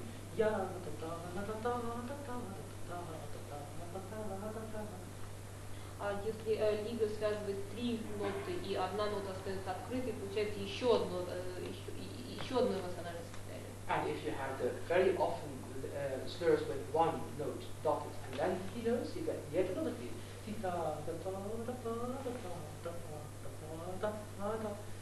So slurring is not free. Slurring is really an element of the musical expression. You cannot just change it because it's better for your instrument or you don't adapt that. Использование лиг не является свободным. Вы используете их для того, чтобы для передачи конкретных эмоций, и они для этого совершенно приспособлены. The same can be said, and hopefully we have time for that, about transposition. To transpose a piece from E major to F major, for example, could mean to destroy one of its basic characters, because E major did not sound the same as F major. То же самое касается транспозиции. Если вы трансформируете произведение из си мажор, of course, this is a question, this is a huge question mark, because we know many situations in which things were transposed by the composers themselves. So this is, if we have time for that, I will spend energy on that, but the whole thing of temperaments and so different tuning systems and different keys, as if they had any emotional power, was only also then highly debated. Я надеюсь, что у нас останется время, и мы сможем более подробно об этом беседовать. До сих пор дискутируется возможность, имеет ли определенный ключ, потенциал передачи определенных эмоций. И насколько, хотя некоторые композиторы сами транспонировали свои произведения. The third conclusion is anyhow that the composer is considered the director of the passions in the first place. Композитор, и, наконец, третье заключение, к которому мы должны прийти, прежде всего композитор рассматривается как режиссер страстей. And I think that this was already the second idea that we treated a little bit in detail. Now we have to go to the third idea. And the third idea I repeat to you was the thing that it happened compulsively, that an audience does not have a resistance. If the composer does a good job, you automatically get into the feeling that he wants. So, and this is, of course, that we have to now corroborate this with a theory. Мы немного поговорили о второй идее, основной идее, теперь третья идея. Ее суть в том, что аудитория не свободна. Если композитор хорошо сделал свою работу, то аудитория не может сопротивляться и автоматически впадает в требуемое эмоциональное состояние. I'll start with two quotes again. The first one by Reinhard Kaiser, who was a very famous opera composer in Hamburg at the beginning of the 18th century. Я снова хотел бы процитировать, во-первых, Райнхарда Хайзера, который был знаменитый композитор, живший в Гамбурге в XVIII веке. Music represents the affections in their natural nakedness and moves all minds with its hidden power. Music almost forces the hearts to specific passion in accordance with the will of the composer. Музыка представляет эмоции в их естественной обнаженности и заставляет все умы и покоряет все умы своей скрытой властью. Музыка практически заставляет сердце испытывать определенную страсть в соответствии с желанием композитора. Another statement from Matheson, 1739. Еще одна цитата из Маффесона, 1739 год. It is very profitable for a composer to be acquainted with a physicist's knowledge concerning the physical working of our emotions. Композитору очень полезно располагать знаниями по физике, касающихся физического механизма эмоций. The physical and physiological motivation of the theory of the affections applied for more than 100 years. That means from its first codification by Descartes in 1628, I think, certainly until the middle of the 18th century. Система теории физической и физиологической мотивации в теории аффектов просуществовала более 100 лет после того, как она была сформулирована Декартом примерно в 1628 году, определенно до середины 18 века. So again, Baroque is the era of rationalism, as we have already said, and the model for every explication is mathematics. Как я уже говорил, барокко — эпоха рационализма, поэтому в основе всего лежит рационализм. Because mathematics is the only thing that we have that stands above national and individual characteristics. Поскольку математика — это единственная вещь, которая стоит над личностными и национальными характеристиками. And therefore it is in principle accessible for everybody.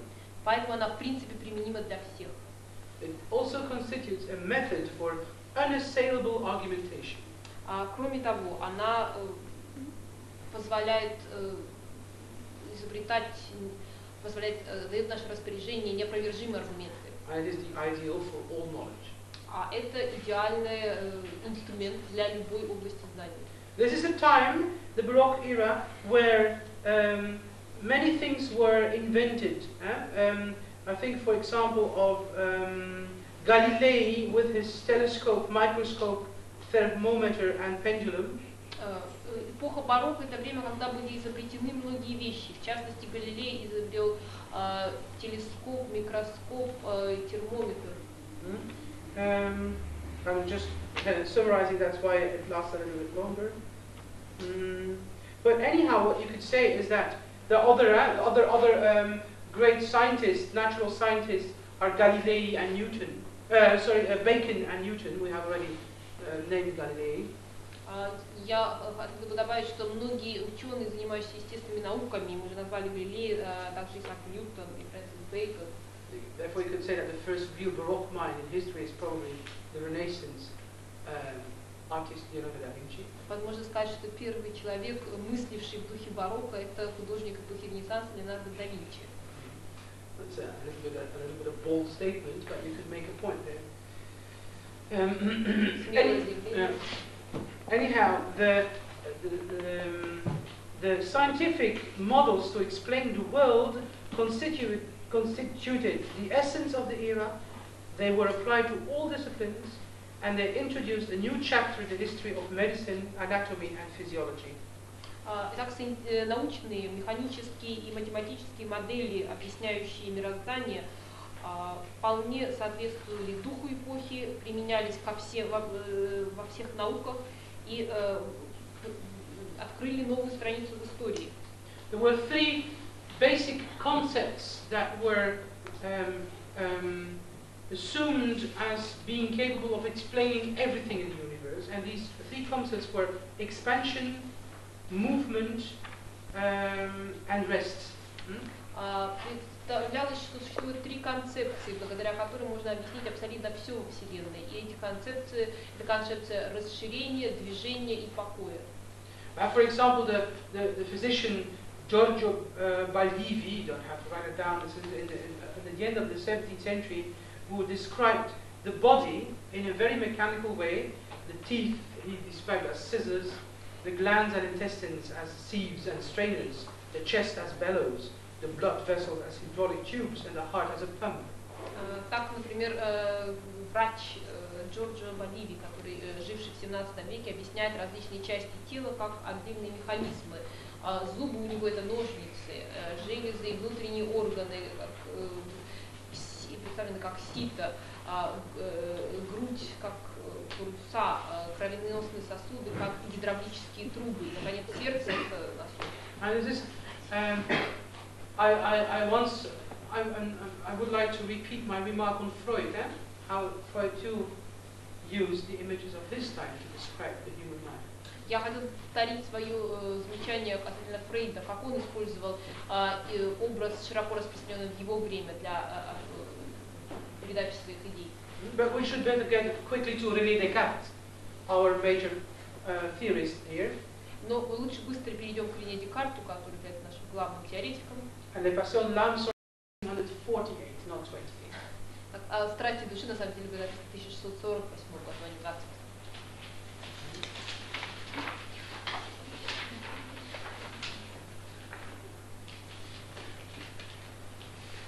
René Descartes is the first one who attempted to explain the whole cosmos according to mathematical and mechanical principles.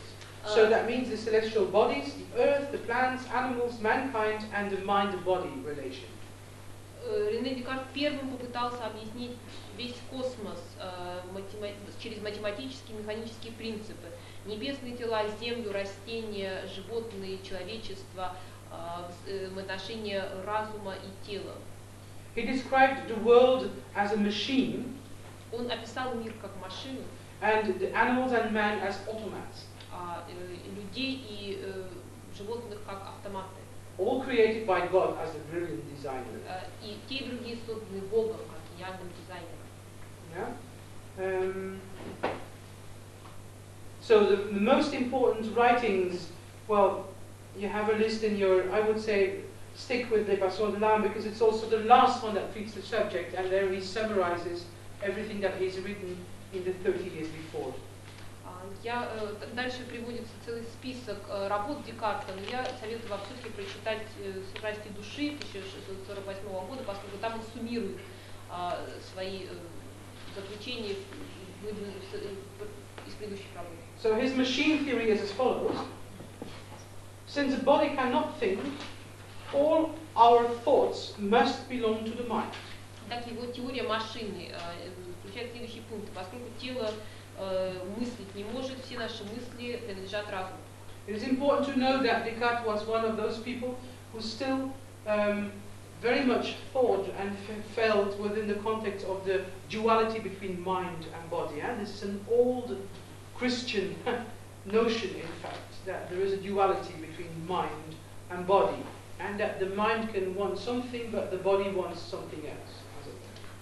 Декарт принадлежал к той школе мыслителей, которые признавали наличие дуализма между телом и разумом, когда существовавшее еще с древнейших времен предполагалось, что разум может хотеть одного, а тело хотеть другого.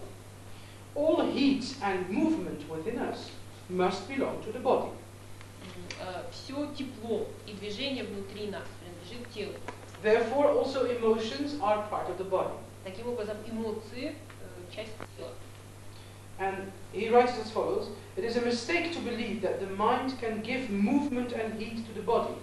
This mistake is made because it is generally believed that a corpse is cold because the mind left it. But of course, the body died because one of its parts stopped functioning, and therefore the mind leaves the body. A dead body is just like a broken machine. Еще одна цитата.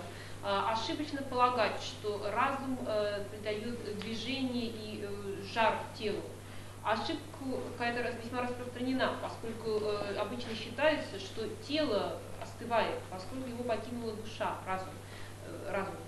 Но естественно, если тело умирает, когда одна из его частей перестает хорошо работать, и поэтому разум покидает его. Мертвое тело все равно, что сломанная машина. How does the body machine now works, according to Descartes? All muscular movement and sensual experiences depend on the nerves. А как же работает тело машины, согласно Декарту? Все мускульные движения и чувственные восприятия зависят от нервов. Nerves are small threads or tubes that run from the brain and, just as the brain itself, are filled with a kind of thin air, very refined blood called life spirits. He calls it esprit animaux or spiritus animalis. Нервы – это тоненькие ниточки или трубочки, которые идут от мозга, и так же, как и сам мозг, наполнены своего рода воздухом, очень прозрачный, очень специфический, я бы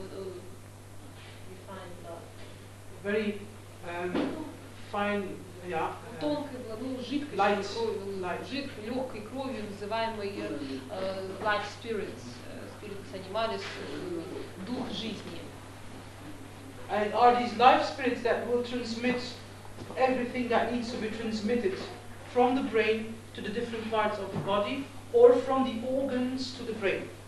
Благодаря этому spiritus animalis, духу жизни, все, что мозг хочет передать в любые все движения, которые мозг хочет, чтобы тело произвело, и любые чувственные ощущения передаются в мозг. Descartes says that he does not exactly know how this precisely works, but it is incredible to see that if you would replace Descartes' notion of spiritus animalis by electricity, you come very close to modern medicine. И хотя Декарт признает, что он не очень хорошо понимает, как это работает, но если вы замените спиритус анималис, дух жизни, на электричество, вы, в общем, вполне приблизитесь к утверждениям современной медицины. He says that the life spirits are really very small blood particles that travel extremely fast. Он говорит, что дух жизни – это крошечные кровеносные частицы, передвигающиеся очень быстро. Just as the particles of a flame, he says. Подобно частичкам пламени. They are led to the brain from the heart through the veins. In the brain are separated from the more heavy blood particles and then sent to all parts of the body through the nerves. Thus they bring about movement and sensual experiences. Эти частички попадают в мозг, где их заменяют более тяжелые частички, и затем это вызывает движение и чувственные ощущения. The condition of these spirits is determined by the amount and condition of the blood of which they are composed. Состояние этих духа жизни, спиритус анималя, определяется количеством и состоянием крови, из которой они состоят. So the condition of these spiritus animalis depend therefore also on the air and the nutrition that generates the blood. Поэтому они зависят от воздуха и от питательных веществ, которые производят кровь. but it is also dependent on the activity of the organs. Также это зависит от деятельности органов. This condition of the spirits is directly related to the various moods that are really compulsive, according to the laws of nature, reactions, and thus constitute another example of how the body machine works. Эти состояния духов, непосредственно связаны с различными настроениями, которые являются обязательными реакциями по законам природы и таким образом составляют еще один пример того, как работает тело машины. The basic principle is here, the more refined and faster the spirits are, the more joyful the mood. Основной принцип такой, чем меньше и быстрее частицы, тем более радостно настроение. Therefore also in music, if the music is fast and if there are large intervals, this will be happier music than if the music is slow and with smaller intervals. Поэтому то же касается и музыки. Если музыка быстрая, с длинными интервалами, эта музыка звучит более радостно, чем музыка звучащая медленнее, с короткими интервалами. What I have said about the mind, where the mind was located in the pineal gland of the brain, that I have already, well, this is written here, but I have already said that. So the thing is that the mind, the pineal gland, is constantly sieged, as it were, by all kinds of liquids and by these spiritus animales that bring all kinds of atmospheres to the brain, and the mind must keep its own freedom through reason by tempering these passions. И, как я уже говорил, назначение разума контролировать эти эмоции, контролировать страсти, хотя он постоянно получает новую информацию, его постоянно осаждают эти духи жизни, однако он должен контролировать эмоции.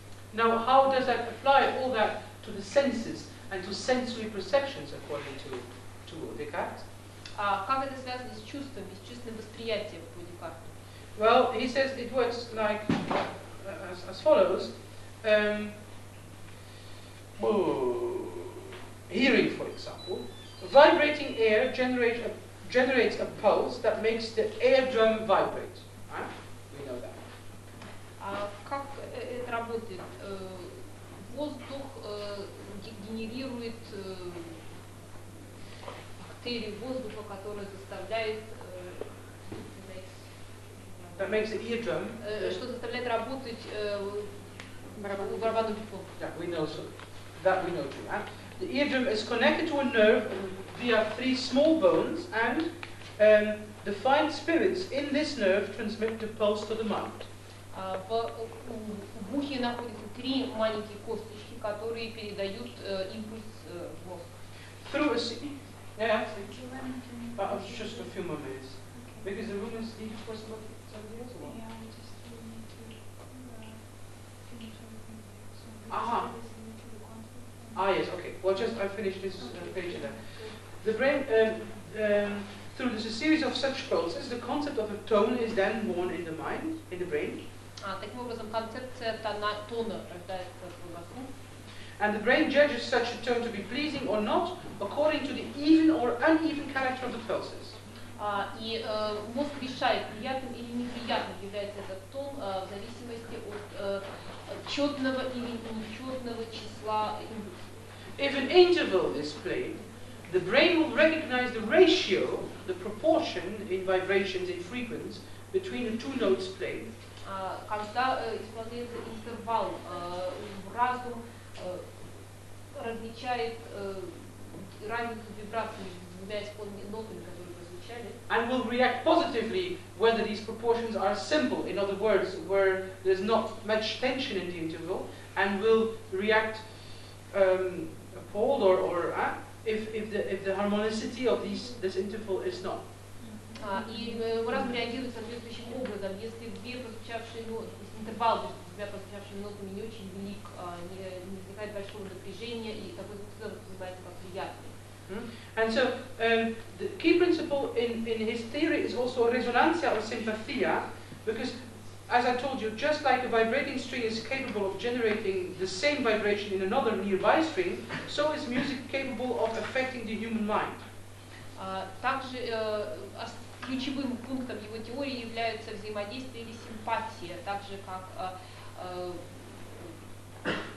музыкант может издавать звуки, так и музыка может оказывать влияние на состояние ума.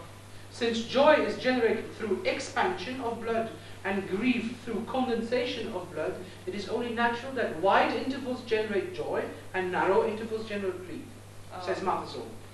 Как я говорил раньше, опять же цитата из Материона, поскольку экспансия, расширение означает радость, а сжатие, уменьшение означает горе, то более короткие интервалы обычно означают негативные эмоции, негативные переживания, а более длинные интервалы положительные эмоции. The regulating principle for Descartes and all the others is the theory of the temperaments, because I already said that different people react differently because you have a different disposition, and the four bodily liquids called humores are the following ones. Sorry, here, the regulating principle is a theory of the temperaments. The temperaments, yes. Already told that now. Различные индивидуальные темпераменты происходят от смеси различных жидкостей. Основные теории, основные тенденции последствия наличия большого количества этих жидкостей такие. And the humors as the liquids are the following ones: blood, собственно, название этих жидкостей: кровь, yellow bile, желтая желчь, black bile, черная желчь and phlegm. и флегма. Blood is of course generated by the heart, the heart. Yellow bile by the gall. Хлеб, голову, Yeah. это желчный пузырь. I can't say. By the bile. Значит, кровь, естественно, производится сердцем, желчь желчным пузырем. Black bile by the liver. Черная желчь производится печенью. Phlegms, slime, I think, by Флегма plants. I don't know производится exactly what generates that. слизистыми железами. Anyhow, blood generates, so the blood generates a sanguine or a sanguine temperament, which means hopeful, joyful. Итак, кровь производит тип темперамента сангвиник. Sanguinic. By the way, these four temperaments are still used in psychology. До сих пор эти 4 определения используются в психологии. Yellow bile results in choleric, so hot-tempered. В человеке преобладает желтая желчь, что он холерик. Black bile results in melancholic or depressed. Черная желчь в результате получается меланхолик. And phlegm results in phlegmatic, imperturbable. Ну и флегма преобладает в организме флегматика, невозмутимого человека. These four humores were also linked, and this is very interesting, is the last thing I'm going to say for today, with many other elements. Эти 4 гумора связаны с большим количеством других элементов. Это последнее, на чем я остановлюсь сегодня. Phlegm, by the way, is the brain. Phlegm is the brain. Флегму, на самом деле, генерирует мозг. I will give you the scheme. Blood is heart. Кровь горячая. Yellow bile is liver. Сердце. Желтая желчь – это печень. Black bile is the spleen. Черная желчь – это железа. Spleen, the big. Поджелудочная. What hurts when you run too fast? When you have. Spleen. Селезенка. And phlegm is by the brain. Флегму генерирует мозг. The elements. Blood is air. Кровь – это воздух. Yellow bile is fire. Желтая желчь – это огонь. Black bile is earth. Черная желчь – это земля. And phlegm is water. Флегма – это вода. These are the four elements. Это 4 элемента. Now the planets. Теперь планеты. Blood is Mercury. Кровь – это Меркурий. Yellow bile is Mars. Желтая желчь – это Марс. Black bile is Saturn. Черная желчь – Сатурн. Phlegm is Neptune. Флегма – Нептун. Now we have the seasons. Теперь времена года. Blood is spring. Кровь – это весна.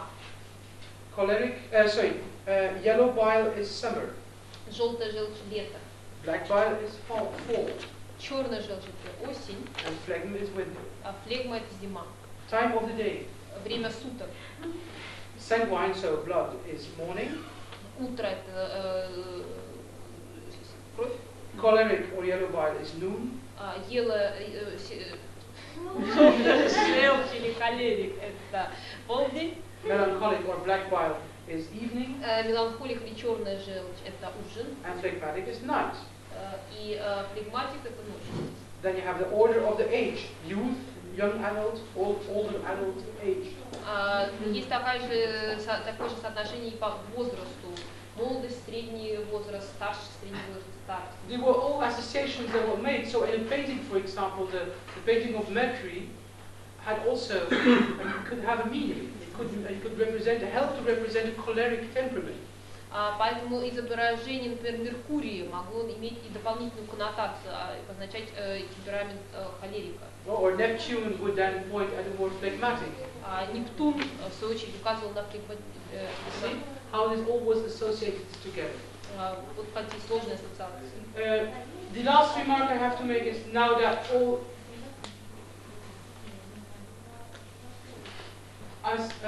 the last remark. What was the fire? What? The fire.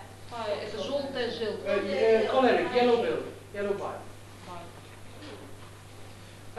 So the last remark I'm going to make, the system collapsed as soon as, because composers and artists and people in general were refining this pattern of basic affections so much that at the end, every individual had a basic, every single feeling constituted a category in its own right.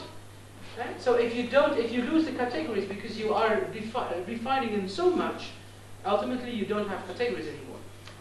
Система это была разрушена, когда ученые и художники усовершенствовали ее настолько и старались сделать ее слишком сложной для каждого, каждой эмоции, для каждого чувства появилась отдельная категория, когда категории слишком специфичны, то они больше не являются категориями. So what you end with is individual feelings. Перед вами всего лишь отдельные чувства. And there you have the empfindsamer Stil. И тогда наступает Empfindsam, the sensitive style called in English. И тогда как вы творите в чувствительном стиле. The name says itself, empfindsam, you have to experience it yourself. It's an individual thing. It's a pre-romantic movement in the middle of the 18th century already. Название говорит само за себя. Это предромантическое течение, возникшее в 17 веке. Это чувство должны испытать сами. Yeah. Now, how this applies practically to music, we're going to have a look at. Tomorrow, we'll start the day with a practical example, a list with all things that we can analyze, and then immediately follow with a concrete musical piece that we can analyze in this way, and you will be amazed to find out what conclusions you can derive. Завтра мы начнем день с того, что выясним, какое практическое применение это имеет. Я предложу список критериев, благодаря которым можно анализировать музыкальное произведение с точки зрения риторики. Затем мы конкретное музыкальное произведение проанализируем, и вы будете поражены, каким неожиданным результатом можно прийти. So 10 o'clock tomorrow morning.